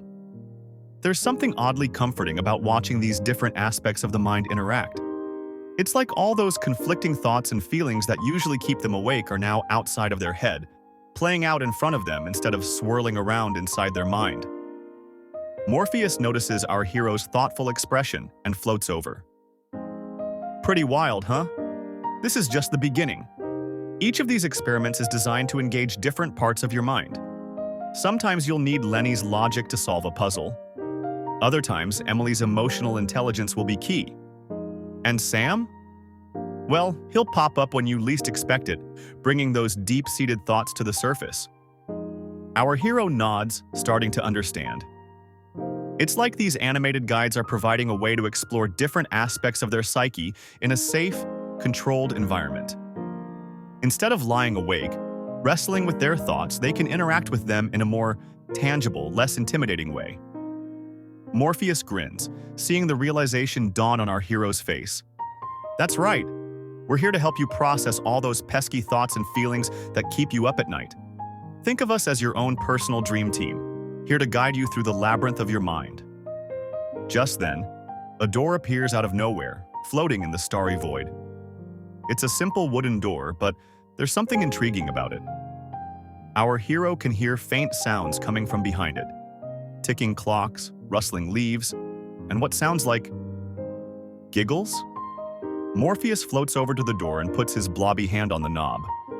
He turns back to our hero with a mischievous glint in his cartoonish eyes. So what do you say? Ready to dive deeper into your subconscious and see what we can discover? Our hero hesitates for a moment. This whole situation is bizarre, and part of them wonders if they should try to wake up. But then again, isn't that what they've been trying to do all along? Maybe the key to finally falling asleep is to stop fighting and start exploring. With a deep breath, our hero nods and steps towards the door. They've come this far. Might as well see where this strange journey leads. As Morpheus turns the knob, our hero can't help but feel a mix of excitement and nervousness. What lies beyond that door? What other mind-bending experiments await? And will these animated guides really be able to help them find the sleep they so desperately crave? As the door swings open, our hero steps into a room that seems to defy the very laws of physics. The space is filled with strange, twisted shapes that bend and warp in impossible ways. It's like stepping into a Salvador Dali painting come to life, but even more mind-bending. Morpheus floats in, a serene smile on his face as he watches our hero's eyes widen in disbelief. "Welcome to the room of impossible objects," Morpheus says, his voice echoing strangely in the twisted space. Here, we explore the limits of perception and reality itself. Our hero tries to focus on one of the shapes, a triangle that seems to have 3 right angles. But every time they think they've grasped its form, it shifts and changes, becoming something else entirely. It's enough to make anyone's head spin. Morpheus gestures to the shape. This is the Penrose triangle, also known as the impossible triangle. It's a famous optical illusion that appears to be a solid object with 3 straight beams meeting at right angles. But here's the kicker. It can't actually exist in 3-dimensional space. Logic. Lenny steps forward, eager to explain the mathematical principles behind these mind-bending objects. But as soon as he opens his mouth, the shapes in the room start to twist and morph even more wildly. It's like the very act of trying to apply logic to these impossible forms causes them to rebel.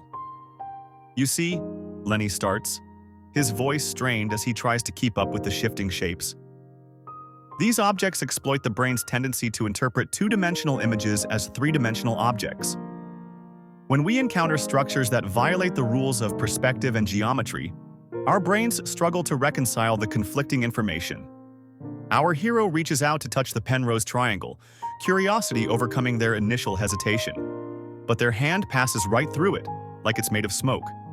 The sensation is disorienting, to say the least. Emotion. Emily steps forward, her eyes twinkling with excitement. Maybe we're going about this the wrong way, she suggests. Instead of trying to understand these objects with our minds, why don't we try to feel them with our hearts? It sounds a bit cheesy, but at this point, our hero is willing to try anything. They close their eyes and reach out again, this time focusing on the emotions the impossible objects evoke rather than their physical properties. Suddenly, they feel something solid beneath their fingertips. It's smooth and cool, with angles that shouldn't exist but somehow do. When they open their eyes, the room is spinning, the impossible objects swirling around them in a dizzying dance of form and color. As the room spins faster and faster, our hero starts to understand that these impossible objects are more than just visual tricks. They're gateways to new ways of thinking about space, time, and reality itself. Morpheus's voice cuts through the chaos. These mind-bending experiments aren't just for show. They're exploring some pretty wild scientific concepts. The spinning slows, and our hero finds themselves standing in front of a staircase that seems to loop back on itself endlessly. It's reminiscent of the infinite staircase from earlier, but this one is even more mind-boggling. This is Escher's staircase, Morpheus explains. It's another impossible object that challenges our understanding of spatial dimensions and movement. Look closely. It appears to be constantly ascending or descending, but it's actually a closed loop. Our hero takes a tentative step onto the staircase, half expecting to fall through. But it holds their weight, and they find themselves walking in a perpetual loop, never getting higher or lower. These visual paradoxes engage the brain's processing of spatial relationships and depth perception. Logic Lenny chimes in, having finally found his footing in this twisted realm. They're not just cool illusions, they're windows into how our minds construct reality. As our hero continues to explore the room, they encounter more impossible objects. There's a cube that seems to be inside out, a Mobius strip that never ends, and a sphere that's somehow both convex and concave at the same time. Emotion. Emily encourages our hero to embrace the confusion and wonder these objects inspire. It's okay not to understand everything, she says gently. Sometimes the most profound experiences come from letting go of our need to explain and just allowing ourselves to be amazed. Subconscious Sam, who's been quiet up until now, suddenly speaks up. You know, these impossible objects aren't just mathematical curiosities. They're representations of the limits of human perception and understanding. In a way, they're like the edges of our known universe, places where our usual rules break down and we're forced to confront the vastness of what we don't know. This philosophical turn causes the room to shift again, the impossible objects stretching and warping until they form a sort of tunnel. At the end of the tunnel, our hero can see glimpses of even stranger realms. Morpheus floats up beside our hero, his eyes gleaming with excitement. Ready to go deeper down the rabbit hole? He asks. Because what you've seen so far is just the tip of the iceberg. We're about to explore concepts that make these impossible objects look like child's play. Our hero takes a deep breath, their mind reeling from everything they've experienced so far. But there's also a growing sense of excitement. They've come this far, after all. Why stop now? As our hero reaches for the next door handle, a chill runs down their spine. They've faced impossible staircases and mind-bending objects. But what if the greatest fear isn't what's on the other side, but what's already inside their own mind? The door swings open, revealing a perfectly normal-looking bedroom. Our hero steps inside, feeling a sense of relief at the ordinary surroundings. But something feels off. They can't quite put their finger on it, but there's a growing unease in the pit of their stomach. Subconscious Sam's voice whispers in their ear, "This is a common dream for people with claustrophobia." Our hero looks around, confused. The room seems fine, doesn't it? But as they scan the walls, a horrifying realization sets in. The room is getting smaller. It's subtle at first, barely noticeable, but soon it becomes undeniable. The walls are closing in, inch by inch, and panic starts to rise in our hero's chest. They try to calm themselves down, taking deep breaths and reminding themselves it's just a dream. But the walls keep moving, relentless in their approach. Our hero's heart starts racing, and they can feel sweat beating on their forehead. They look around frantically for an escape route, but the door they came through has vanished. There's no way out. Logic Lenny's voice cuts through the panic, trying to offer some rational explanation. "Let's think about this logically," he says. "Your brain processes changes in spatial dimensions all the time. When faced with shrinking spaces, it can trigger a fight-or-flight response. That's why you're feeling panicked right now." But even as Lenny speaks, the room continues to shrink. The ceiling is getting lower, forcing our hero to hunch over. The walls are so close now they can touch them on both sides without fully extending their arms. Our hero can barely breathe. The air feels thick and heavy, like trying to inhale underwater. They close their eyes, trying to block out the sight of the ever-shrinking room, but it only makes the sensation worse. In the darkness behind their eyelids, they can feel the walls pressing in on all sides, threatening to crush them. Emotion. Emily's voice breaks through the terror. "I know you're scared," she says softly. "But what if instead of fighting the fear, you tried embracing it?" Our hero's eyes snap open in disbelief. Embrace the fear? How could that possibly help? But Emily continues. "Sometimes when we accept our feelings instead of resisting them, they lose their power over us." Our hero takes a shaky breath. The room is so small now, they can barely stand upright. But they decide to try Emily's suggestion. Instead of pushing against the panic, they let it wash over them. They acknowledge the fear, the racing heart, the shortness of breath, and something strange happens. As they accept these sensations, they start to feel a shift. Slowly, almost imperceptibly at first, the room begins to expand. The ceiling rises, allowing our hero to stand up straight again. The walls retreat, creating space to move and breathe.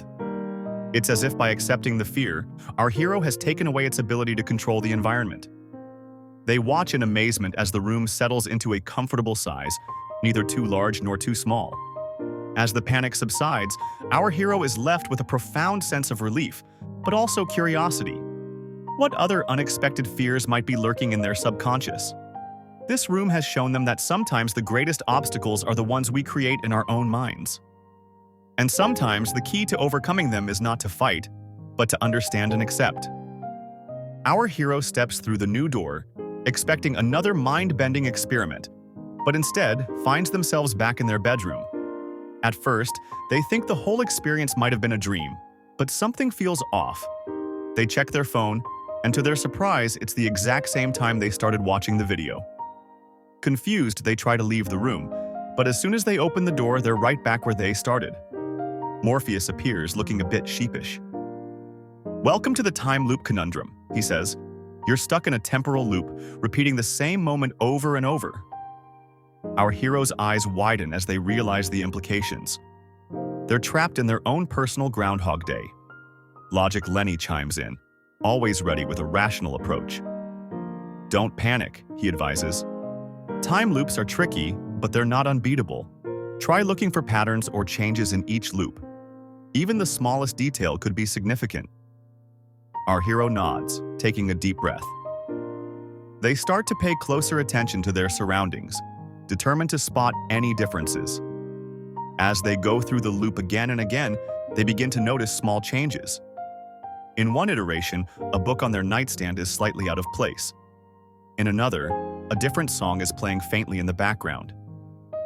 These subtle shifts become like breadcrumbs, leading them through the maze of repeated moments. Emotion. Emily encourages them to focus on how the loop makes them feel. "Time isn't just about clocks and calendars," she explains. "It's also about our perception and emotional state. How does it feel to experience the same moment multiple times?" Our hero pauses to reflect, realizing that each repetition brings a mix of frustration, curiosity, and even a strange sense of comfort in the familiarity. As they become more aware of their situation and their feelings about it, something interesting happens. The loops start to slow down. It's as if their increased consciousness is giving them more control over the flow of time. They're no longer just passengers in the loop, but active participants. This experiment proves to be the most challenging for our sleepless adventurer. It's not just about solving a puzzle or facing a fear. It's about understanding the very nature of time and their place within it.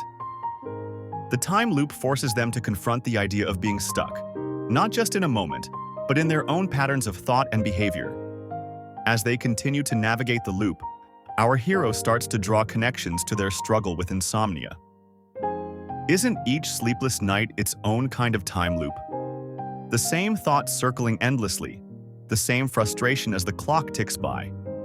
But now, armed with new awareness, they begin to see possibilities for change. Subconscious.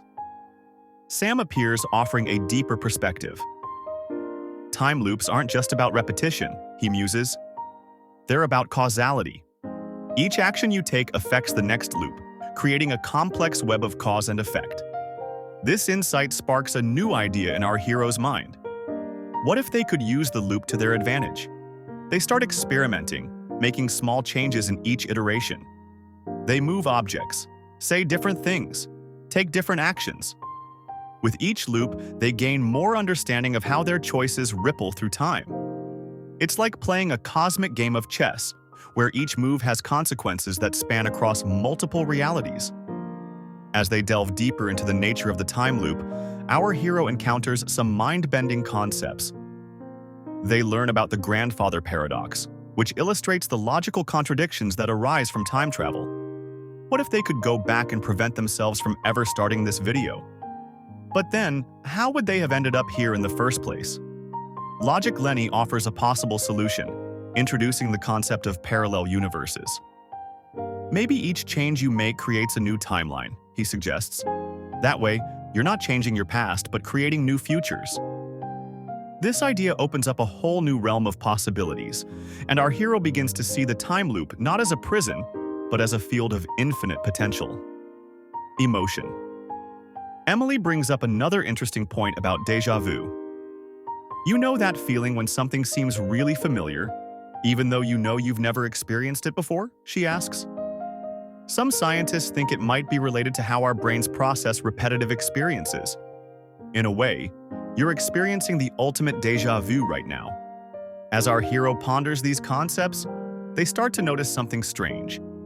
The more they understand about the nature of the loop, the more control they seem to have over it. They're no longer just observing changes. They're starting to make conscious choices that affect the loop itself. Finally, after what feels like countless iterations, our hero makes a choice that breaks the loop. Instead of trying to escape or change things, they decide to fully embrace the moment. They sit down, take a deep breath, and simply exist in the present. As they do, the boundaries of the loop begin to dissolve. As the boundaries of the time loop dissolve, our hero finds themselves surrounded by a whirlwind of floating images and video clips. It's like stepping into a three-dimensional scrapbook of their entire life. Some photos are crisp and vivid, while others are blurry and indistinct. Videos play silently, showing snippets of birthdays, graduations, and everyday moments that seemed insignificant at the time. This surreal gallery of memories stretches out in all directions, forming a maze that seems to have no end. Subconscious Sam materializes next to our hero, his form flickering like an old television set. "Welcome to the memory maze," he says with a mischievous grin. "This labyrinth is built from the very fabric of your mind. Every image, every video clip represents a moment from your life. Some you remember clearly, others you've forgotten, or maybe never even noticed in the first place." As our hero begins to navigate through the maze, they notice how some memories are crystal clear, almost as if they're reliving them in real time. They can smell the cake from their 10th birthday party and feel the excitement of their first day of college. Other memories are frustratingly fuzzy, like trying to recall a dream upon waking. In one corner, they see a group of photos that seem to shift and change every time they look away, never quite settling on a single image. Logic Lenny appears, clipboard in hand, ready to offer his analytical perspective. "You're experiencing firsthand how unreliable human memory can be," he explains. "Our brains don't store memories like computers store data. Instead, we reconstruct our memories each time we recall them, which can lead to inaccuracies and changes over time." Our hero nods, suddenly unsure if they can trust any of the memories they're seeing. They continue through the maze, passing by moments of joy, sadness, and everything in between. It's a strange feeling to see your entire life laid out before you, especially when you can't be certain which memories are truly accurate.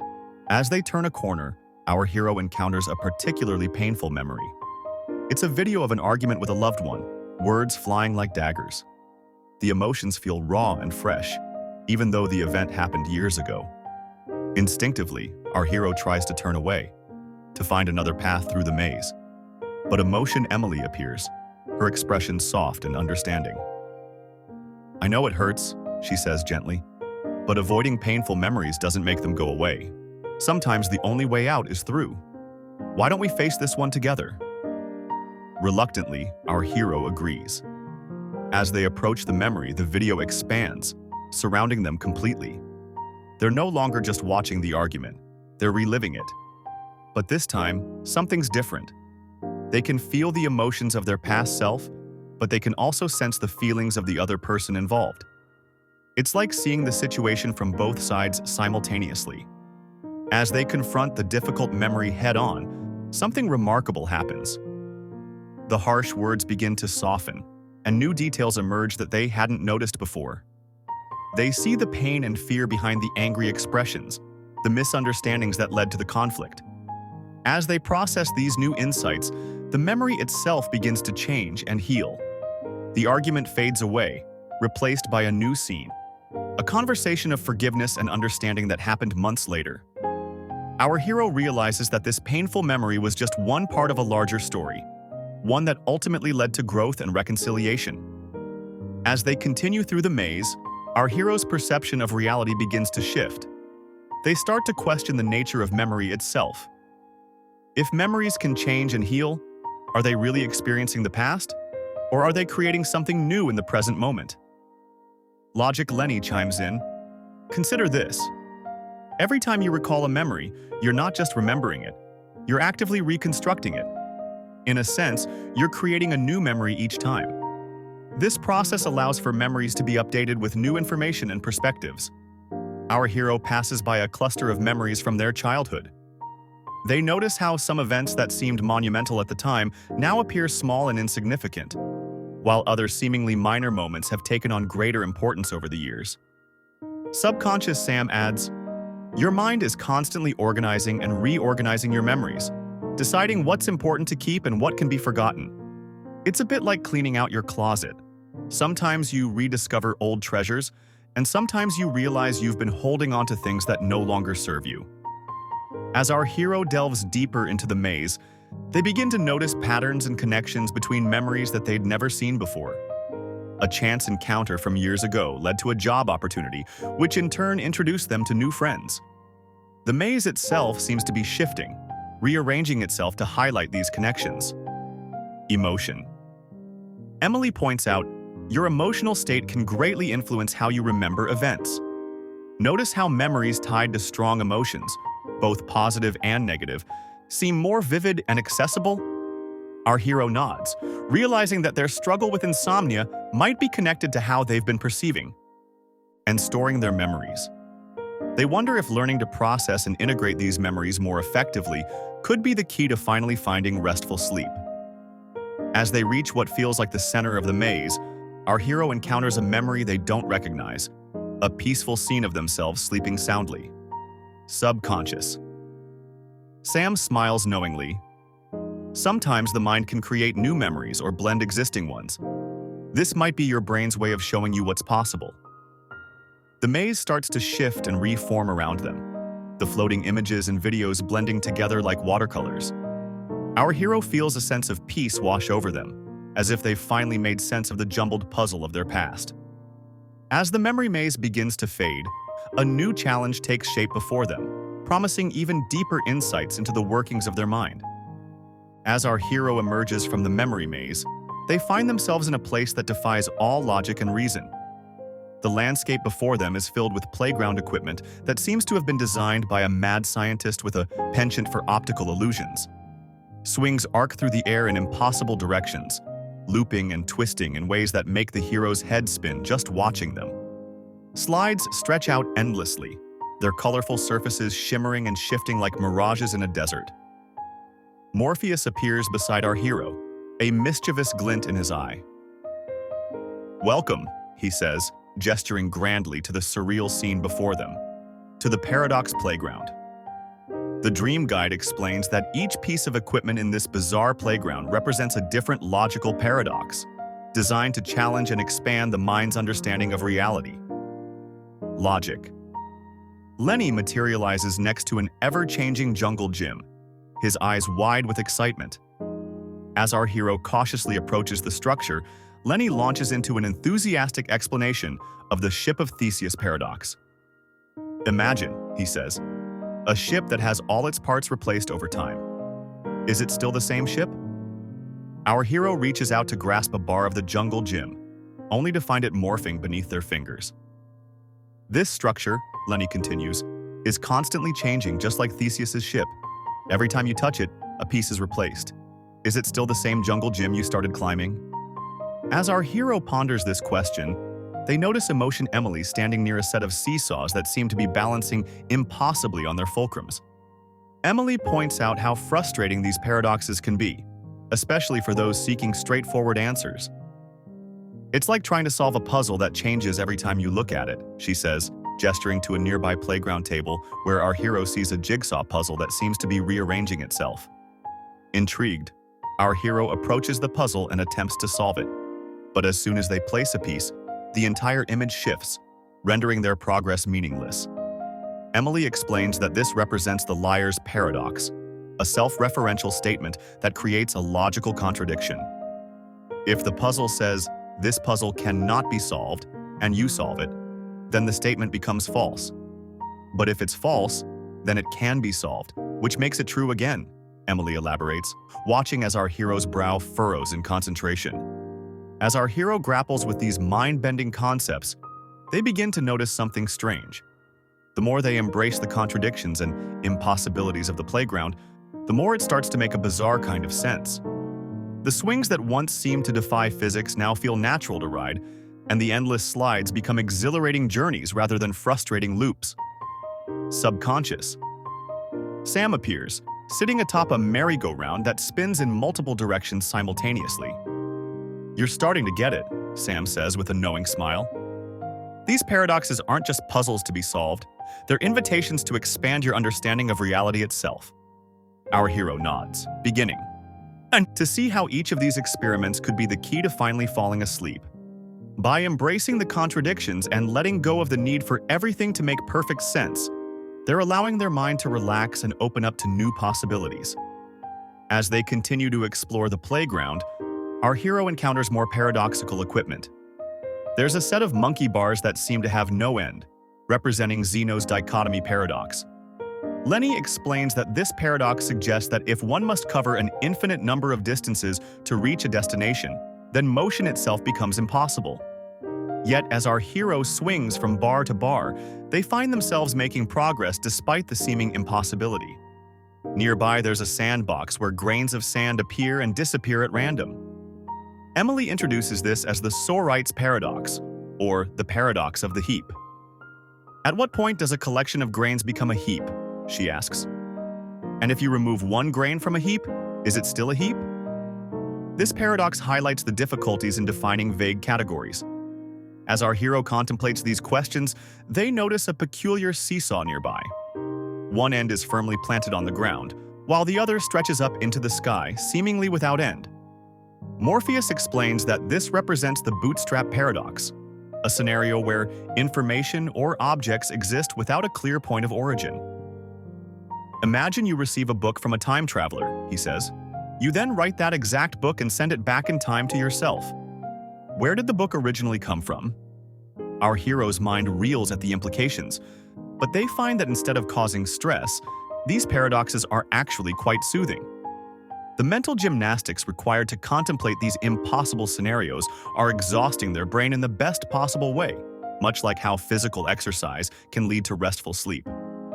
As they continue to play and ponder, our hero notices that the playground equipment is starting to fade and blur around the edges. The once vibrant colors become muted, and the impossible structures begin to lose their defined shapes. It's as if the very act of exploring these paradoxes has worn down the barriers of logic in their mind. As the paradox playground fades away, our hero finds themselves standing on a beach unlike any other. The sand beneath their feet shifts in hues of soft pastels, and the air feels thick with anticipation. But it's the ocean that truly captures their attention. Instead of the usual blue waves, they're faced with an expanse of swirling colors that pulse and shimmer like a living rainbow. It's as if every emotion imaginable has been poured into this vast liquid canvas. Emotion. Emily appears beside our hero, her eyes sparkling with excitement. She explains that this is the emotion ocean, where feelings take on physical form. Each color represents a different emotion, and the way they mix and flow reflects the complex nature of human feelings.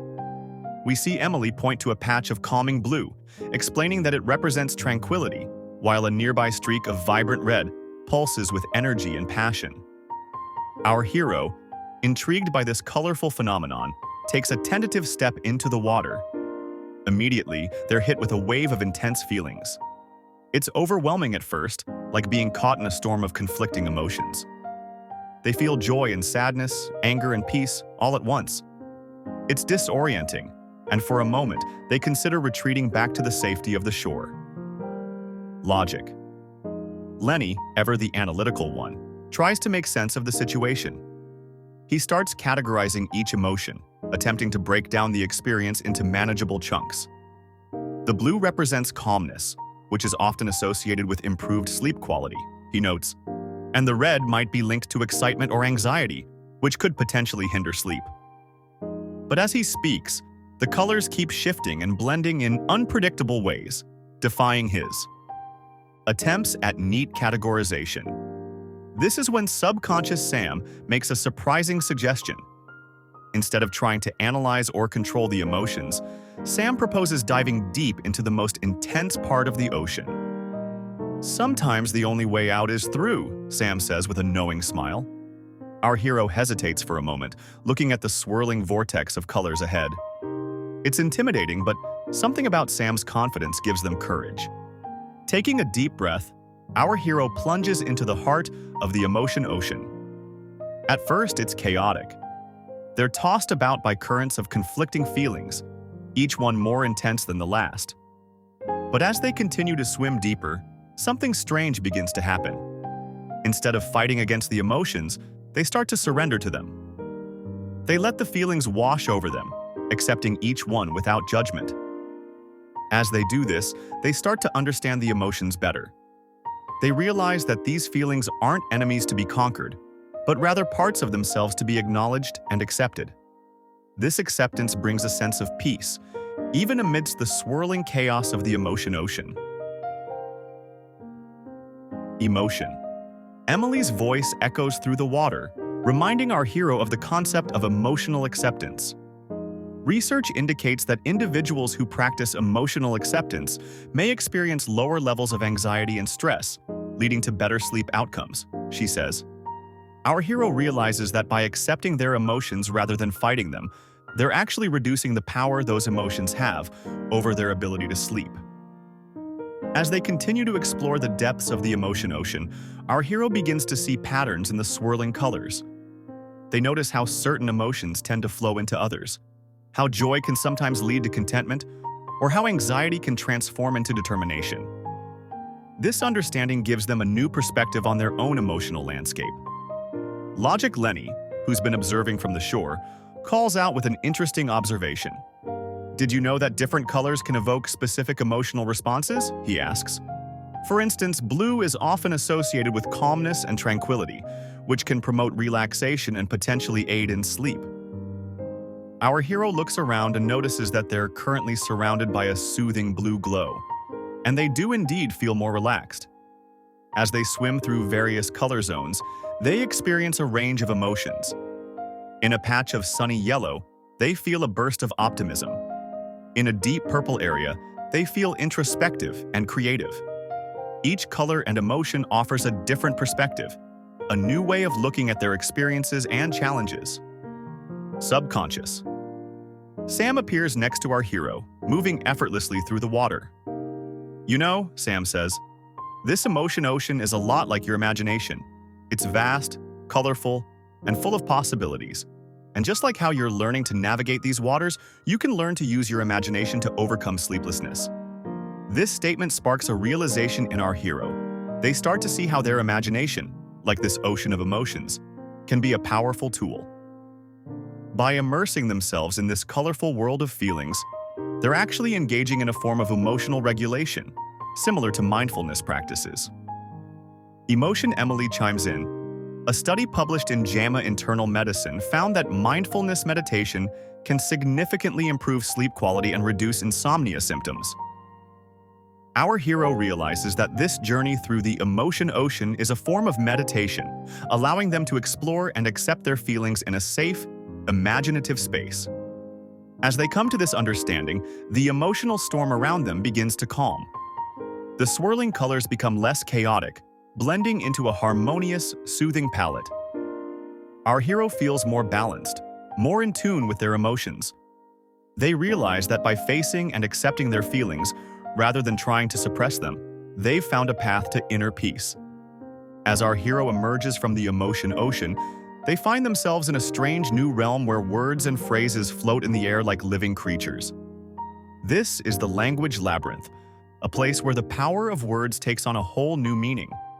It's as if the very fabric of reality is woven from sentences that constantly rearrange themselves, creating a shifting landscape of meaning and perception. Logic. Lenny appears beside our hero, his eyes wide with excitement. He explains that in this labyrinth, language isn't just a tool for communication, it's the building blocks of reality itself.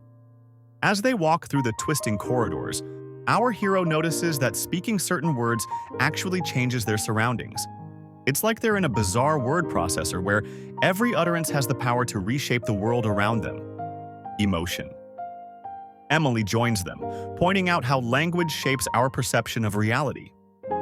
She explains that this concept is known as linguistic relativity, or the Sapir-Whorf hypothesis. This idea suggests that the structure of a language can influence how its speakers think and view the world. It's pretty wild to think about how the words we use might actually be shaping our thoughts and experiences without us even realizing it.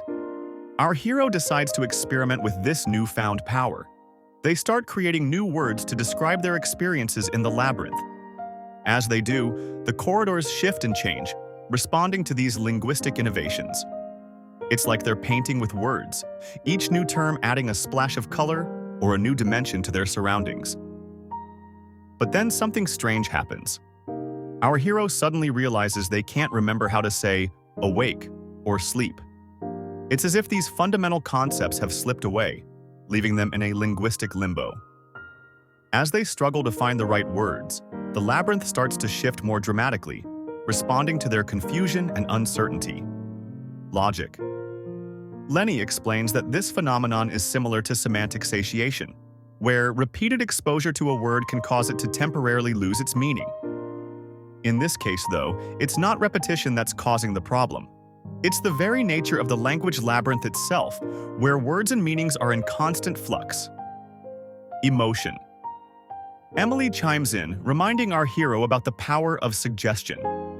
She explains that in studies, people exposed to certain words or phrases can experience changes in their emotional and physical states. For example, participants who were told they would feel pain actually experienced heightened sensitivity when exposed to negative language. On the flip side, those who heard positive language reported lower pain levels. It's a pretty mind-bending example of how language can influence not just our thoughts, but our physical sensations too. As our hero continues to navigate the labyrinth, they start to notice how different words and phrases affect their state of mind. Certain combinations make them feel more alert and energized, while others induce a sense of calm and drowsiness. It's like they're conducting a linguistic experiment on themselves, observing how different words and phrases can alter their mental state. Subconscious Sam appears, offering some insights into the neuroscience behind language processing. He explains that specific areas of the brain, primarily in the left hemisphere, are responsible for language production and comprehension. These regions, including Broca's area and Wernicke's area, play crucial roles in how we process and use language. It's fascinating to think about how these biological structures in our brains are constantly at work, shaping our linguistic experiences. As they delve deeper into the labyrinth, our hero encounters a section where multiple languages coexist. Logic. Lenny explains that research has shown that bilingual individuals may experience different cognitive processes depending on which language they're using at the time. It's like each language opens up a different way of thinking and perceiving the world. The further they go, the more abstract and surreal the language becomes. Words start to lose their conventional meanings, taking on new and unexpected forms. Our hero finds themselves in a space where language and thought seem to blend together, creating a dreamlike state where communication happens on a level beyond words. As they navigate this strange linguistic landscape, our hero starts to notice how certain words and phrases seem to have a calming effect, while others create a sense of alertness or even agitation. They begin to experiment with creating their own sleep-inducing language, combining soothing sounds and calming concepts into a personal lullaby of sorts. As our hero's carefully constructed linguistic lullaby reaches its crescendo, the world around them suddenly shifts. Objects begin to flicker in and out of existence, defying all logic and reason. It's as if reality itself has become uncertain, with everything around them existing in a state of flux. Welcome to the quantum quandary, where things are about to get really weird. Morpheus materializes beside our hero, his form shimmering like a hologram. He explains that they've entered a realm where the rules of classical physics no longer apply. This is the quantum quandary, a place where reality becomes as malleable as putty in the hands of a toddler. Our hero watches in amazement as a simple table appears to exist in multiple places at once, its edges blurring and shifting with each passing moment. Logic Lenny steps forward, eager to explain the strange phenomena they're witnessing. He starts to describe the concept of quantum superposition, where particles can exist in multiple states simultaneously until they're observed. But as soon as he finishes his explanation, the very particles he's talking about seem to change their behavior, as if mocking his attempts at definition. It's a frustrating experience for our logical friend, who's used to dealing with concrete facts and figures. Our hero, intrigued by this bizarre new environment, reaches out to grab a nearby ball.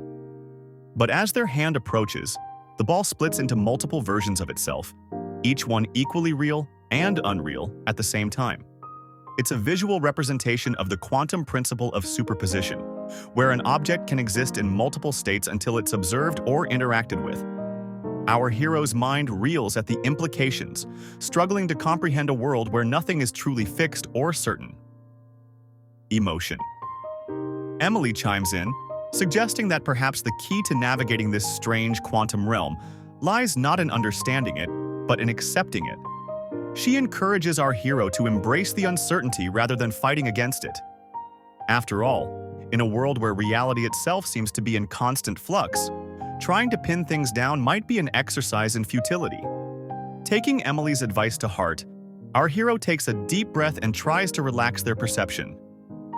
As they do, something remarkable happens. Instead of feeling lost and confused in the quantum chaos, they begin to flow with the fluctuations. Objects still flicker and change, but now our hero moves through the space with a strange sort of grace, almost as if they're dancing with the very fabric of reality. This new approach seems to have an effect on the quantum realm itself. As our hero relaxes and goes with the flow, the wild fluctuations begin to stabilize somewhat. It's still a far cry from the solid, predictable world they're used to, but there's a new sense of harmony in the chaos. Our hero realizes that by accepting the uncertainty, they've gained a measure of control over their experience of it. The implications of this quantum experience extend far beyond just this strange room. Our hero begins to draw connections between the fluid nature of reality they're experiencing and the mysterious YouTube channel that started this whole journey. Could it be that the videos themselves are tapping into some kind of quantum phenomenon? Perhaps the channel is somehow manipulating the viewer's perception of reality, blurring the lines between the physical world and the realm of consciousness. As they ponder this, our hero notices something intriguing. The more they engage with the quantum fluctuations around them, the more relaxed they feel. It's as if the very act of surrendering to uncertainty is having a calming effect on their mind. They start to wonder if this might be the key to finally overcoming their insomnia. After all, isn't the struggle to fall asleep often rooted in an inability to let go of control and certainty? Subconscious. Sam appears nodding sagely as if reading our hero's thoughts. He explains that recent theories propose that quantum phenomena might play a role in consciousness itself. Some researchers speculate that the brain's processes could involve quantum effects, suggesting a more complex relationship between mind and matter than we previously understood. This idea hints at the possibility that consciousness might not be entirely explainable by classical physics. Our hero listens intently, fascinated by the implications. Could it be that their struggles with sleep are somehow connected to quantum processes in their brain? Sam continues, explaining that in biological systems, particularly in relation to sleep and dreaming, some researchers speculate that quantum effects could influence neural processes. For instance, the concept of quantum coherence might help explain how information is processed in the brain during sleep, potentially affecting the quality of dreams and overall cognitive function. As our hero contemplates these mind-bending ideas, they notice that the quantum realm around them has begun to stabilize even further. The wild fluctuations have calmed, leaving behind a strange but beautiful landscape of shimmering possibilities. It's as if their acceptance and understanding of quantum uncertainty has allowed them to find a new equilibrium within it. As our hero emerges from the swirling uncertainties of the quantum quandary, they find themselves standing at the edge of a truly mesmerizing landscape. The world around them has transformed into a strange, geometric forest that seems to defy the laws of nature. It's as if they've stepped into a living, breathing mathematical equation. The trees stretch out in every direction, their branches forming perfect patterns that repeat endlessly.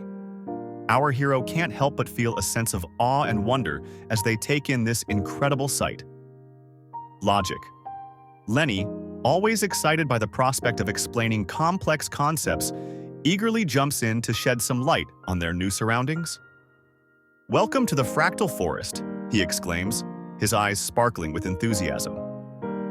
This place is a perfect example of fractal geometry in action. You see, fractals are these amazing mathematical patterns that repeat themselves at different scales. It's like nature's way of showing off its artistic side. As our hero takes their first tentative steps into this bizarre woodland, they start to notice just how pervasive these patterns really are. Every tree, every leaf, every tiny twig seems to be a miniature version of the larger whole. It's like looking at a never-ending series of Russian nesting dolls, each one containing an exact replica of itself.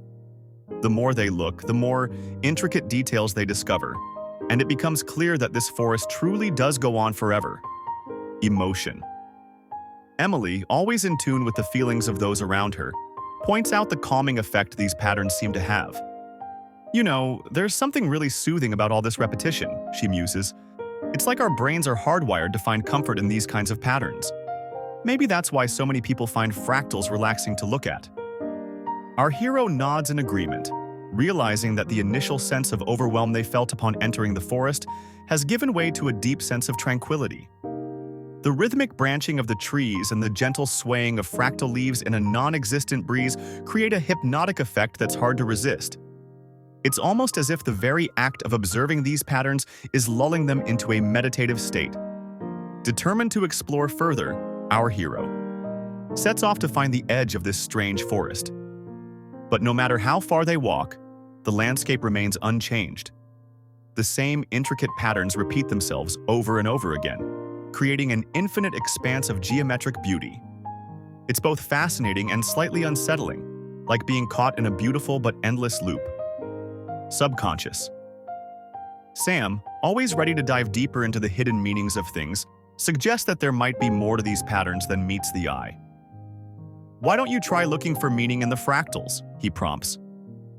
Sometimes when we focus on patterns like these, our minds can uncover hidden truths about ourselves.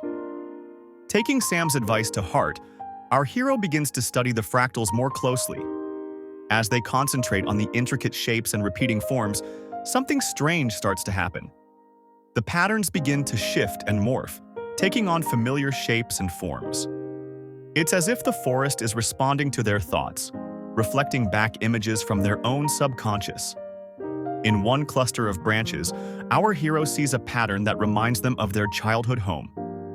Another formation resembles the face of a long-lost friend. As they continue to explore, more and more personal symbols and memories seem to emerge from the fractal patterns. It's like the forest is creating a visual representation of their inner world, mapping out their thoughts and experiences in an endless array of geometric shapes. This realization brings a new level of understanding to our hero's journey. They begin to see how all the experiments they've encountered so far are interconnected, each one building on the lessons of the last. The infinite staircase taught them about the cyclical nature of thoughts. The impossible room showed them the limitations of perception. The time loop conundrum revealed the power of living in the present moment. And now, the fractal forest is demonstrating how even the most complex aspects of their psyche can be broken down into simple, repeating patterns. As this understanding dawns, something remarkable begins to happen. The entire forest starts to pulse with a gentle, soothing rhythm. It's as if all the fractal patterns are synchronizing, creating a visual lullaby that resonates deep within our hero's being. The effect is incredibly calming, lulling them into a trance-like state that feels remarkably similar to the early stages of sleep. In this peaceful state, our hero reflects on the guides who have accompanied them on this strange journey. While each of the animated characters has played an important role, it becomes clear that Emotion Emily and Subconscious Sam have emerged as the most influential. Emily's insights into the emotional impact of their experiences have helped our hero process and understand their reactions to each mind-bending experiment. Meanwhile, Sam's ability to uncover hidden meanings and connect seemingly unrelated concepts has provided a deeper level of understanding throughout the journey.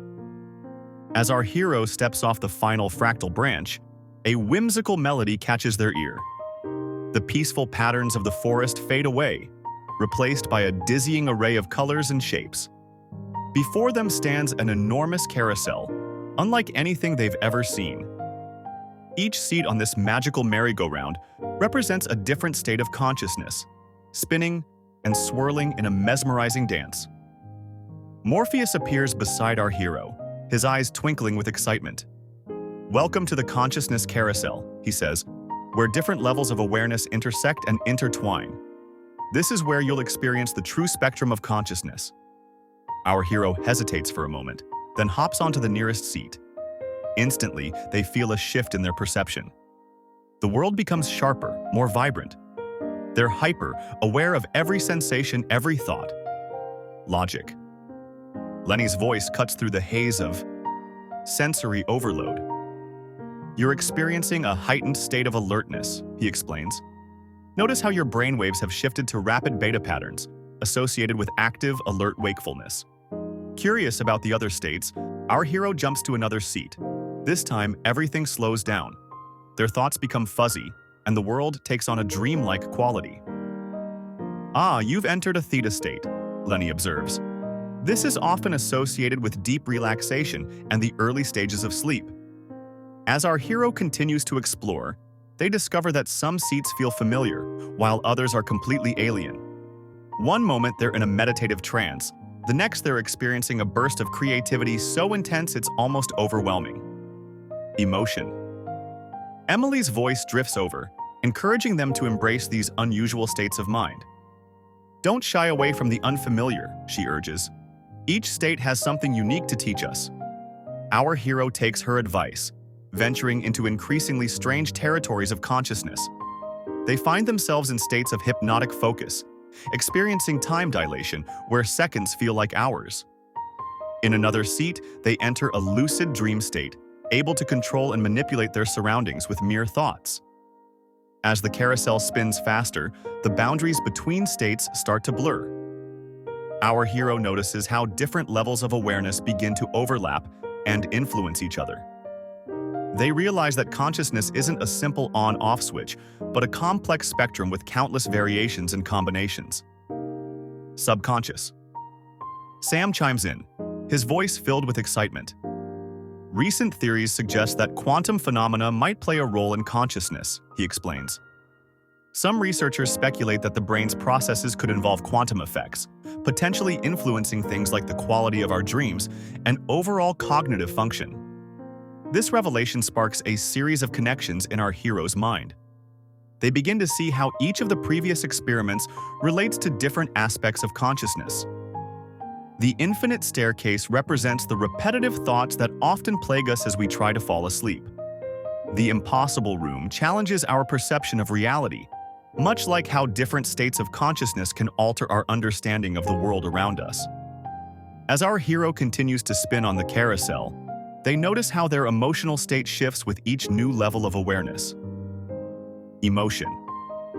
Emily points out the intricate relationship between consciousness and feelings. Research has shown that individuals who practice emotional acceptance may experience lower levels of anxiety and stress, she explains. This can lead to better sleep outcomes and a more balanced state of mind. Our hero reflects on this, realizing how their journey through the various experiments has helped them become more aware of their emotions and thought patterns.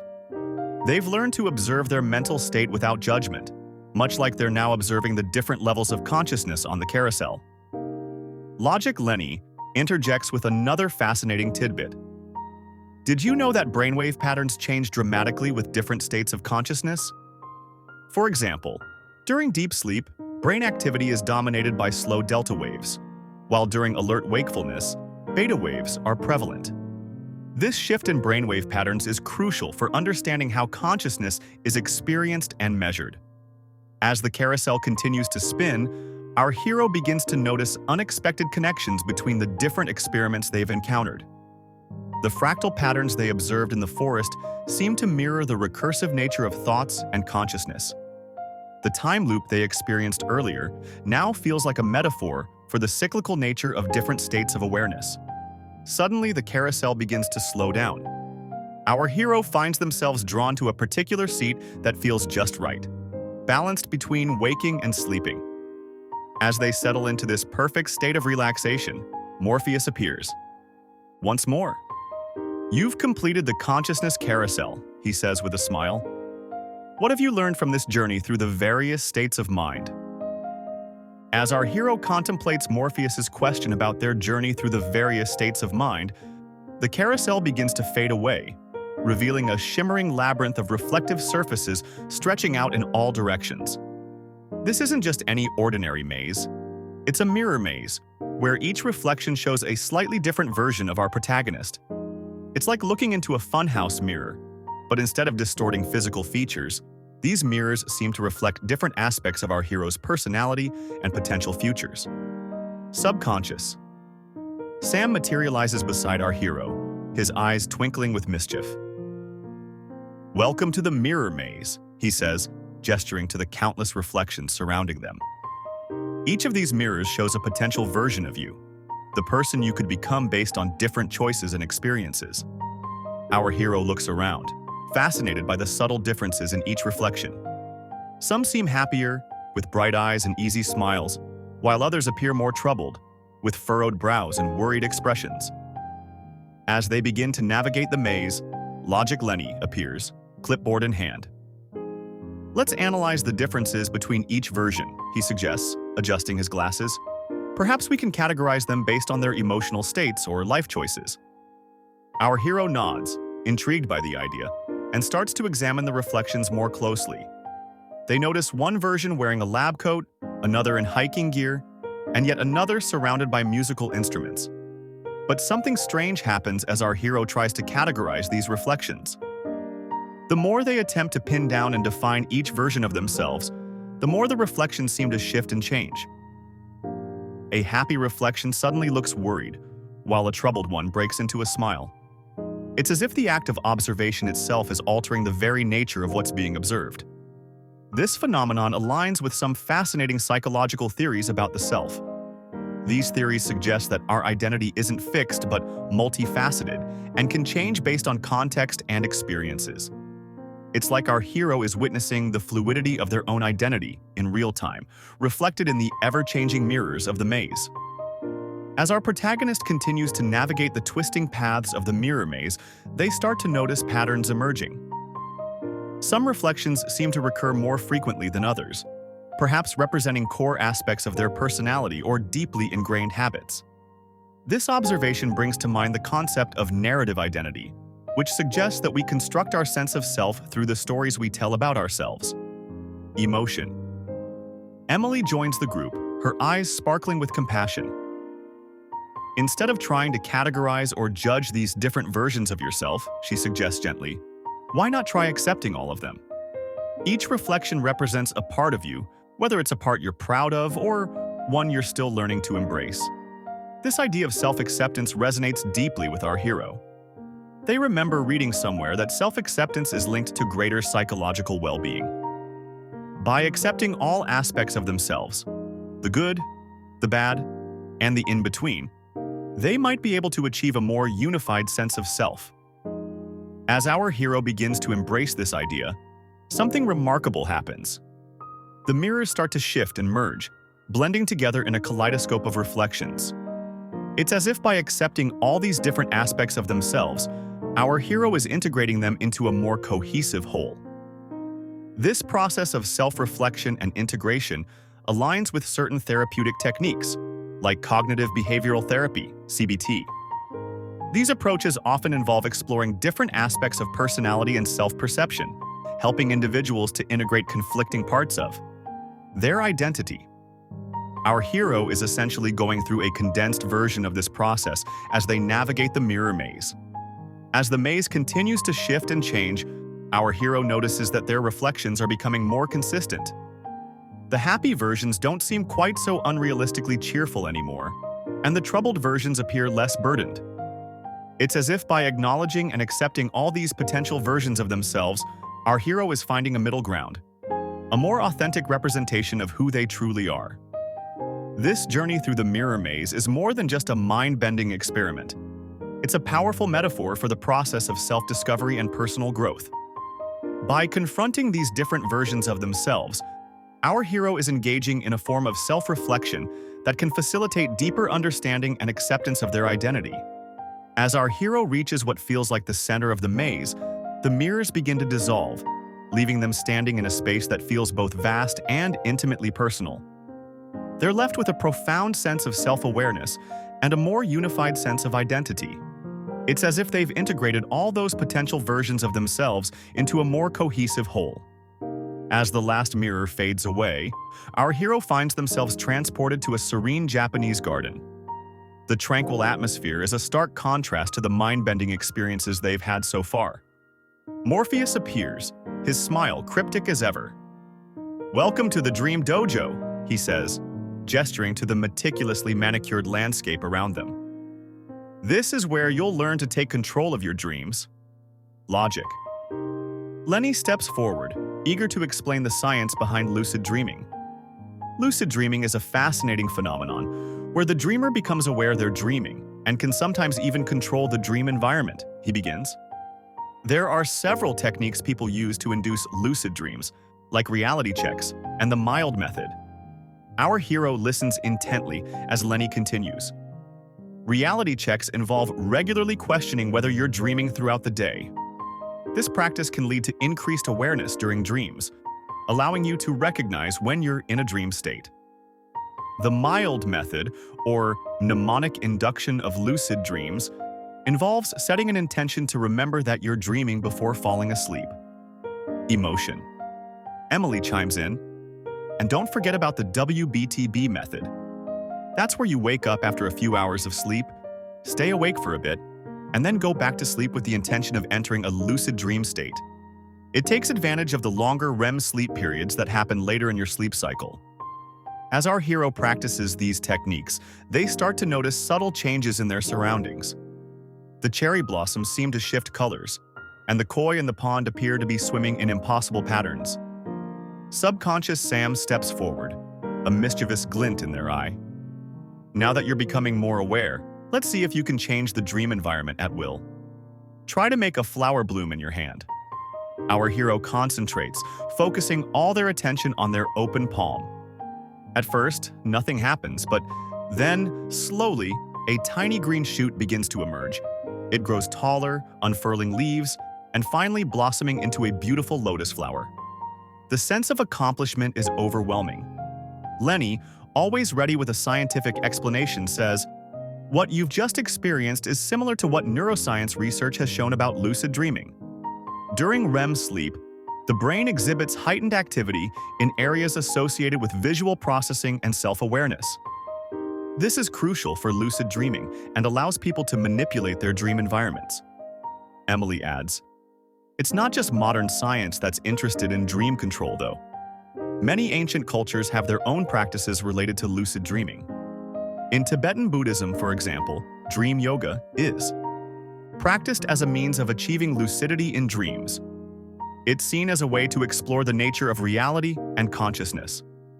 Our hero is fascinated by this information. They ask about other cultural perspectives on dream control. Sam, drawing on the collective unconscious, responds, "Many indigenous cultures have historical accounts of practices aimed at dream control. They often saw dreams as a means of communication with the spiritual world. These practices highlight the significance of dreams in various cultural contexts. As our hero continues to practice, they find themselves able to manipulate more and more of the dream environment. Trees grow and shrink at will, the sky changes from day to night in an instant, and they even manage to fly for a brief moment. The feeling of control is exhilarating." Lenny, always ready with more information, explains, "The concept of dream interpretation has evolved over time. Sigmund Freud, for instance, emphasized the importance of dreams in understanding the unconscious mind. He believed that dreams serve as a window into our desires and fears, which can be explored through lucid dreaming." Emily nods in agreement. Modern interpretations of dreams often incorporate psychological and neurological insights. Many people believe that lucid dreaming can be a tool for emotional regulation and problem solving. Engaging with your dreams can help you process experiences and emotions more effectively. As our hero becomes more proficient in controlling their dream state, they begin to realize something profound. The struggle with insomnia that led them to this strange journey suddenly seems less daunting. They turn to Morpheus, a question forming on their lips.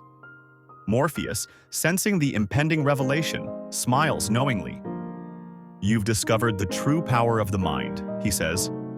"The ability to control your dreams is just the beginning. The real magic happens when you apply this awareness to your waking life." Our hero's eyes widen with understanding. The techniques they've learned for lucid dreaming, the reality checks, the intention setting, the awareness of their surroundings, can all be applied to their daily life. By becoming more mindful and present in each moment, they can reduce the anxiety and racing thoughts that have been keeping them awake. As the realization about mindfulness sinks in, our hero suddenly feels a strange sensation beneath their feet. The tranquil garden of the dream dojo begins to liquefy, transforming into an endless expanse of dark water.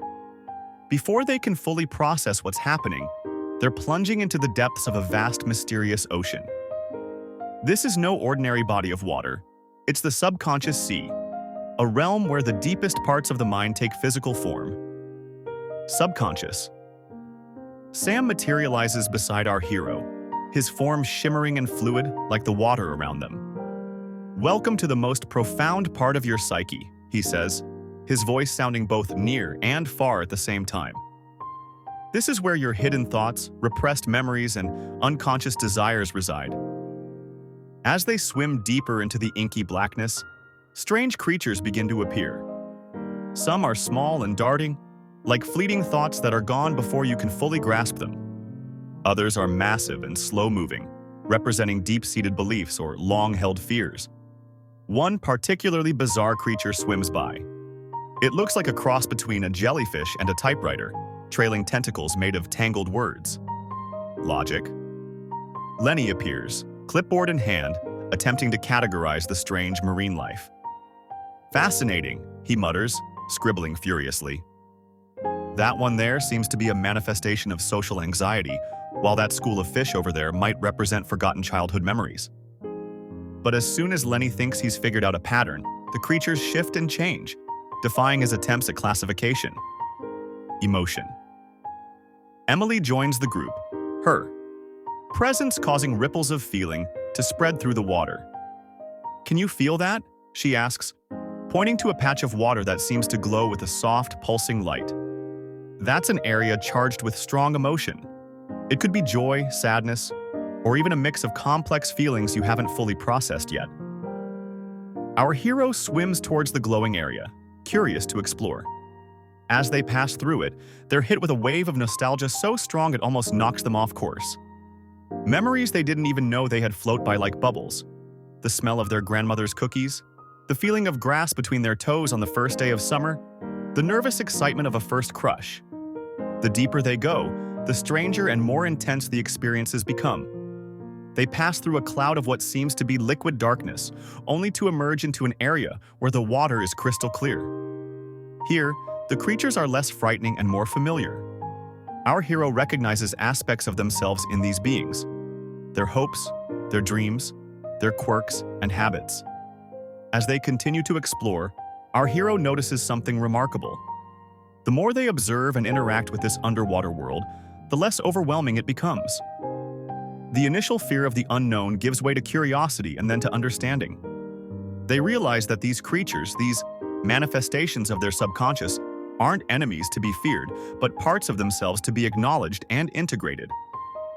Logic Lenny, who has given up on his classification attempts, nods approvingly. "You're learning one of the most important lessons of the subconscious sea," he says. "Understanding and accepting all parts of your mind, even the ones that seem scary or strange at first, can lead to greater peace and self-awareness." Emotion. Emily adds, "And that self-awareness can be a powerful tool in dealing with sleep troubles. When you're lying awake at night, plagued by racing thoughts or anxiety, remember this sea. Those thoughts are just like these creatures. They might seem scary in the dark, but when you shine a light on them and really look at them, they often lose their power." As if in response to Emily's words, the sea around them begins to calm. The frantic movement of the creatures slows, and a gentle current guides our hero towards the surface. They feel a sense of peace washing over them, as if they've made friends with a part of themselves they've been fighting for too long. As our hero emerges from the depths of the subconscious sea, they find themselves in a cozy, dimly lit room that feels strangely familiar. The walls are adorned with soft, warm colors, and the air is filled with a gentle, soothing aroma. This is the relaxation room, the final stage of their mind-bending journey through the realms of consciousness and sleep. Morpheus, the dream guide, appears beside our hero with a gentle smile. "Welcome to the culmination of your adventure," he says, his voice now a soft whisper. "This room is where all the lessons you've learned come together to help you find the rest you've been seeking."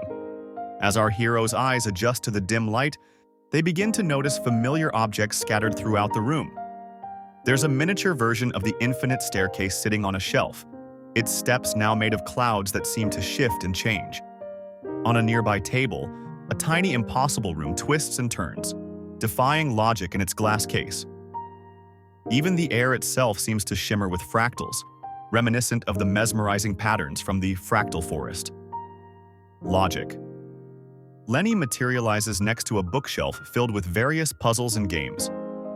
"Each item in this room represents a crucial lesson from your journey," he explains, picking up a small mirror that reflects multiple versions of our hero. "Remember the mirror maze? It taught you about self-acceptance and the multifaceted nature of your identity. By acknowledging all aspects of yourself, you've taken a huge step towards inner peace." Emotion. Emily appears, sitting cross-legged on a plush cushion. She gestures to a lava lamp filled with swirling colors that look suspiciously like the waters of the emotion ocean. "Your emotional journey has been just as important as the logical one," she says warmly.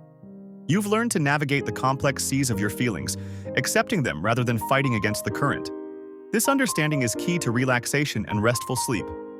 Subconscious. Sam emerges from the shadows, his form slightly translucent. He points to a dream catcher hanging from the ceiling, its web intricate and shimmering. "Now it's time to create your own personal relaxation ritual," he suggests. "Take elements from each experiment that resonated with you and combine them in a way that feels right. This will be your key to unlocking deep, restful sleep." Our hero nods, feeling a sense of calm determination. They begin to move around the room, carefully selecting items that speak to them. They pick up a smooth stone from the quantum quandary, feeling its weight and remembering the lessons about embracing uncertainty. They choose a small potted plant that seems to grow fractals instead of leaves, reminding them of the beauty in patterns and repetition. As they continue to gather objects, our hero notices a comfortable-looking armchair in the corner. They settle into it, arranging their chosen items around them. Taking a deep breath, they begin their personalized relaxation routine. First, they focus on the fractal plant, letting their eyes trace the intricate patterns. This helps quiet the racing thoughts that have plagued them for so long. Then, they pick up the quantum stone, rolling it between their palms as they embrace the idea that not everything needs to be certain or known. Next, our hero turns their attention to a small screen playing snippets from the memory maze. Instead of getting lost in the labyrinth of past experiences, they now see these memories as stepping stones that have led them to this moment of peace.